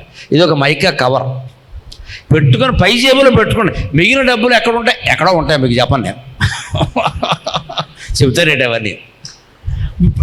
అక్కడి నుంచి వాళ్ళు ఎదురుగా తీసామనుకోండి, గర్భగుడి దగ్గర ఎలా ఉంటుందండి ఆ డబ్బులు? ఇంటి దగ్గరే నేను తయారయ్యే వాటిలో, ఇగో ఇక్కడ తయారయ్యే కార్డు అండి, ఇక్కడ దక్షిణ ముందు చూసుకోండి. గుళ్ళో వేసే దక్షిణ ముందు సిద్ధం చేసుకోవాలి. అది మళ్ళీ చెమటకి తడిసిపోకుండా మైకా కవరం. దిస్ ఈజ్ మై ప్రిపేర్డ్నెస్, అంతే లెక్క. పద్ధతిగా ఉండాలి, ఎక్కడ దేనికి తడుకోవద్దు. ఒక ప్రసంగానికి ఎడుతున్నామంటే ఇక్కడ సరిగ్గా 4 నాళ్ళు 16 సరుకులు ఉన్నాయి. 16 సరుకులు మనతో ఉన్నాయా లేదా? అందులో పంచే కండువా కూడా ఉంటుంది, కట్టుకోకుండా వచ్చేస్తామని కాదు, అక్కడ ఉంటుంది అంతే. ఏదో మర్చిపోతాం. ఇప్పుడు ఎవరింటికో వెళ్ళాం, వినయరెడ్డి గారి ఇంటికి వెళ్ళాం, వారి ఇంట్లో ఒక గది ఇచ్చారు నేను సర్దుకోవడానికి. ఆ మంచం మీద కాగితం పెట్టాను, నేను చూసుకున్నాను, ఏది మర్చిపోలేదు. ఇది లేదనుకోండి, చాలామంది కంగారు. బస్ స్టాండ్కి వెళ్ళిపోయాక అప్పుడు ఆధార్ కార్డు ఇంటి దగ్గర ఉంది, వీళ్ళు కూర్చో అక్కడికి వెళ్ళి ఆధార్ కార్డు ఇంటి దగ్గర వస్తావు నువ్వు, ఇక్కడ తెలీదా? దక్షిణ ఇలా పెట్టుకుంటాం. ఎందుకని? ప్రిపేర్డ్. నేనైతే ఎలా భావిస్తానంటే, ఆ దేవుణ్ణి చూడనిచ్చేటువంటి 5 నిమిషాలు 10 నిమిషాల్లో దక్షిణ కోసం నువ్వు భార్య బ్యాగ్ తీసి నీ బ్యాగ్ తీసి సర్దావంటే దైవ దర్శనం పోయిందా లేదా? అవకాశం, ఆ ఉన్న అవకాశం, ఆ ఉన్న 5 నిమిషాల మహానుభావుణ్ణి చూడాలి. కానీ మనం ఈ తనులాట ఏమిటంటే, అంటే దానికి తగిన తయారీతో వెళ్ళాలి. పూర్తిగా కన్నులు మిముల చూడ కరములు నీకు మొక్కుడక, గర్భగుడిలో దేవుని ముందు నిలబడ్డామంటే ఈ చేతులు స్వామి నీకు మొక్కడానికి ఉన్నాయి, అదే స్పర్శ. కన్నులు మిముల చూడ, ఈ కళ్ళు మిమ్మల్ని చూడడానికి ఉన్నాయి, అదే రూపం. జిహ్వ మీ స్మరణ దలిర్ప, నాలుక మీ స్మరణ కోసం ఉంది, అదే రుచి, రసం. మీ కథలు మా చెవి సోకుచునుండ, రామాయణ కథలు, భారత కథలు, కృష్ణ కథలు, శివలీల రహస్యాలు, ఇవే మనం వింటున్నాం. అటువంటి కథలే నేను వింటాను, వేరే కథలు నేను అది శబ్దం. ఇప్పుడు నాస మీ అరుతను గట్టు పూసరులగా ఆశపడను, ముక్కు ఏ గాలి పీల్చాలి గుళ్ళో ఉంటే? దేవుడు మెడలో పుష్పమాలలు వేస్తారు కదా, ఆ పుష్ప సుగంధం మన దగ్గరికి వస్తుంది కదా, ఈ ముక్కుకి ఆ గాలి తగలాలి. ఇప్పుడు చూడండి, శబ్ద స్పర్శ రూప రస గంధాలు, పంచతన్మాత్రలు అంటే ఇవే కదా. ఇవన్నీ భగవంతుడివేనండి. ఇది దేవాలయంలో మాత్రమే సాధ్యం, ఇంకెక్కడ సాధ్యం అవుతుందండి? అప్పుడు పాదుకలు ఇస్తారు, తీర్థం ఇస్తారు. పాదుకలు ఇచ్చేటప్పుడు ఏమంటారండి, మనం భావన చేయాలి. హిరణ్య గర్భాదిసురాసురాణం కిరీటమాణిక్య విరాజమండితం శివస్య తత్పాద సరోజుగ్మం త్వదీయమూర్ధానమలంకరోతు. బ్రహ్మాది దేవతలందరూ నమస్కరించేటువంటి ఈ భగవంతుడి యొక్క పాదపద్మాలు నీ శిరస్సును అలంకరిస్తున్నాయి అని అర్చకుడు చెబుతాడు. మనం ఏమనుకోవాలి, మదీయమూర్ధానమలంకరోతు అని మనం అనుకోవాలి. అంటే మనస్సులో ఎప్పుడు పాదుకలు పెడుతూ ఉంటే అర్చకులు వారి పళ్ళెల్లో ఎన్ని డబ్బులు పడ్డాయని ఎదవలెక్కలు వేయకూడదు. ఇక్కడ ఈ గుళ్ళో బాగా వస్తుంది ఈయనకి అని ఈ అసూయలకు కాదు. అక్కడ పాదుకలు నెత్తి మీద పెడుతుంటే నీ మనస్సులో ఉండే భావన ఏమిటంటే, పరమేశ్వరుడు యొక్క పాదాలు నీ నెత్తికి తగిలినట్టుగా వామనుడి యొక్క పాదాలు తగిలిన బలిచక్రవర్తి ఎలా భావించాడో అలా మనం భావించాలి. అప్పుడు పాదుకలు అంటారు. వాటి తీర్థం ఇస్తారు. ఇలా ఇలా తీర్థం ఇచ్చేటప్పుడు ఎప్పుడు ఈ కొంగు ఇలా పెట్టుకోవాలి, ఆడైనా మొగైనా.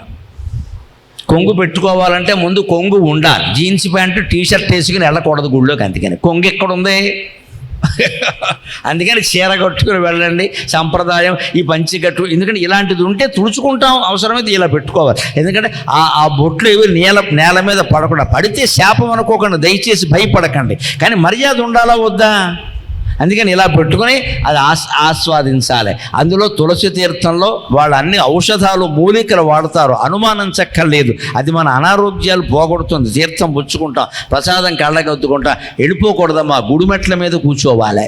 ఎందుకని, లోపల దర్శించిన మూర్తిని ఇక్కడ కూర్చుని మనస్సులో కళ్ళు మూసుకొని ధ్యానం చేయాలి. కొబ్బరికాయలు పగలగొట్టి తినడానికి కాదు ఆ చోటు. అక్కడ కోటై అంటాం. కొబ్బరికాయ ఇంటికి పట్టుకెళ్ళి తిను.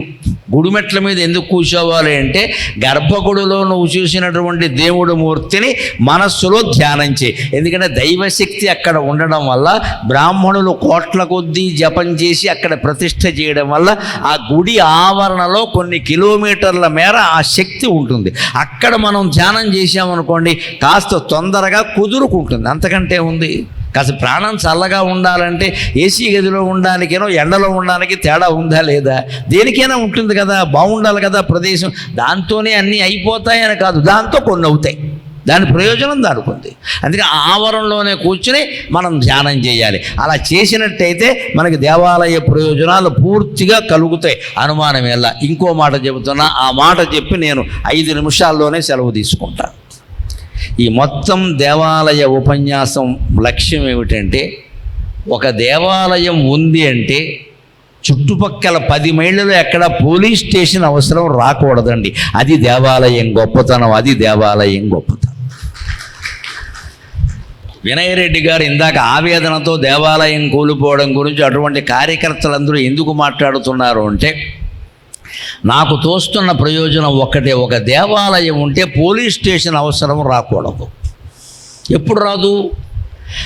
గుళ్ళోకి వెళ్ళి ప్రసాదాలు తినేసి లక్షపత్రి పూజలన్నీ చేసేసి బయటకు వచ్చేసి మళ్ళీ ఆఫీసులోకి వెళ్ళాక మాత్రం అక్కడ బల్లమే కూర్చుని ఎవడన్నా ఓ ముసలాడో ఫైల్ పట్టుకొస్తే, మరి సరే నాకేంటి, నీకు దేనికి వెళ్ళావు దేవాలయానికి? ఈ లంచగొండితనం మానడం, ఈ అక్రమ సంపాదన మానడం, బంధువుల ఆస్తులు కూడా కొట్టేస్తారు, పేదవాళ్ళ ఆస్తులు ఏమైనా ఉంటే ఆక్రమించేస్తారు, మళ్ళీ ఈయనే గుడి కట్టిస్తాడు అలా సంపాదించిన సొమ్ముతో. అంటే దేవుడికి తెలియదు అనుకుంటున్నారా? గద పెట్టి మొత్తేస్తాడు, అనుమానం ఏం లేదు ఇక్కడ. ఎప్పుడు దేవుడు వేసే శిక్షలు ఎలా ఉంటాయంటే, అధర్మాత్ముడు మన కళ్ళ ముందే ఎదుగుతూ ఉంటాడు. కంగారు పడకండి, వాడు ఎదిగిపోతున్నాడు, వాడు బోల్డ్ డబ్బులు మింగేశాడు, అన్నీ అన్యాయాలే, అన్నీ అక్రమాలే, అయినా మేడ మీద మేడ కట్టాడు అనుకుంటాం కదా. మనమేముంది ఇలా ఉండిపోయాం అనుకుంటాం. లేదు, దేవుడు ఏం చేస్తాడో తెలుసా? వాడిని ఎదగనిస్తాడు. వాడికి పిల్లలు ఉండరు, వాడి కర్మ అలా ఏడవడమే. తినేవాళ్ళు లేడు ఇక్కడ. బియ్యం డబ్బాలో బియ్యం తరగవు. వాడి పెళ్ళం ఏడుస్తూ ఉంటారు. ఏడవగా చెట్టు చుట్టూ పుట్ట చుట్టూ తిరగ ఎవడో ఒకడిని ఇస్తాడు. వాడిని 20 ఏళ్ళు పెంచేసరికి వీళ్ళకి అన్నీ అయిపోతాయి. అప్పుడు ఆ 22 ఏళ్ళు అయ్యాక వాడు ఏం చేస్తాడో తెలుసా? వీడు సంపాదించిన ఆస్తి అంతా పెట్టి సినిమా తీస్తాడు. నమశివాయ మొత్తం పోయింది అక్కడ. వీడింతవరకు ఊళ్ళో వాళ్ళకి ఎవడికి అన్నదానం కూడా చేయకుండా దాచిపెట్టిన ఆస్తి మొత్తం ఈ కొడుకున్నాడే, చెట్టు పుట్ట తిరిగితే పుట్టిన వెధవ, వీడు సినిమా తీస్తాడు. వీలైతే వీడే హీరో అవుతాడు. ఎందుకని? హీరోయిన్ నడుము మీద చెయ్యడం కోసం. మొత్తం నాశనం అవుతారు. అప్పుడు ఈ ఆస్తి అంతా ఏమైంది? మొత్తం పోయింది. అంటే దేవుడు ఎక్కడ కొడతాడు దెబ్బ? బాగా పైకి ఎదగనిచ్చి ఒక్క దెబ్బ కొడతాడు. ఎందుకంటే ఈ వేదిక మించి పడితే తగిలే దెబ్బ వేరు, భవనం మించి పడితే తగిలే దెబ్బ వేరు. అలా కొడతాడు దెబ్బ. అంతేగాని దేవుడు ఎవరిని క్షమిస్తాడని వదిలేస్తాడని అనుకోకండి. పాపాత్ముల్ని క్షమించడు. అది మనం దృష్టిలో పెట్టుకుందాం. ఈ గుళ్ళోకి వెళ్ళి దర్శనం చేసుకుంటున్నాము అంటే అన్ని విధాలా జీవితంలో మనం నీతిగా ఉంటేనే అది సాధ్యమవుతుంది. అటువంటి ఆ నీతిగా ఉండడానికి, ధర్మంగా బతకడానికి ఈ దేవాలయ రహస్యాలు అనేటువంటి నా ప్రసంగం ఏమాత్రం ఉపయోగపడినా నేను ధన్యుణ్ణి. నేను చెప్పడానికి, మీరు వినడానికి ఉపయోగపడిన తెలుగు భాష ధన్యమైనది. సెలవు.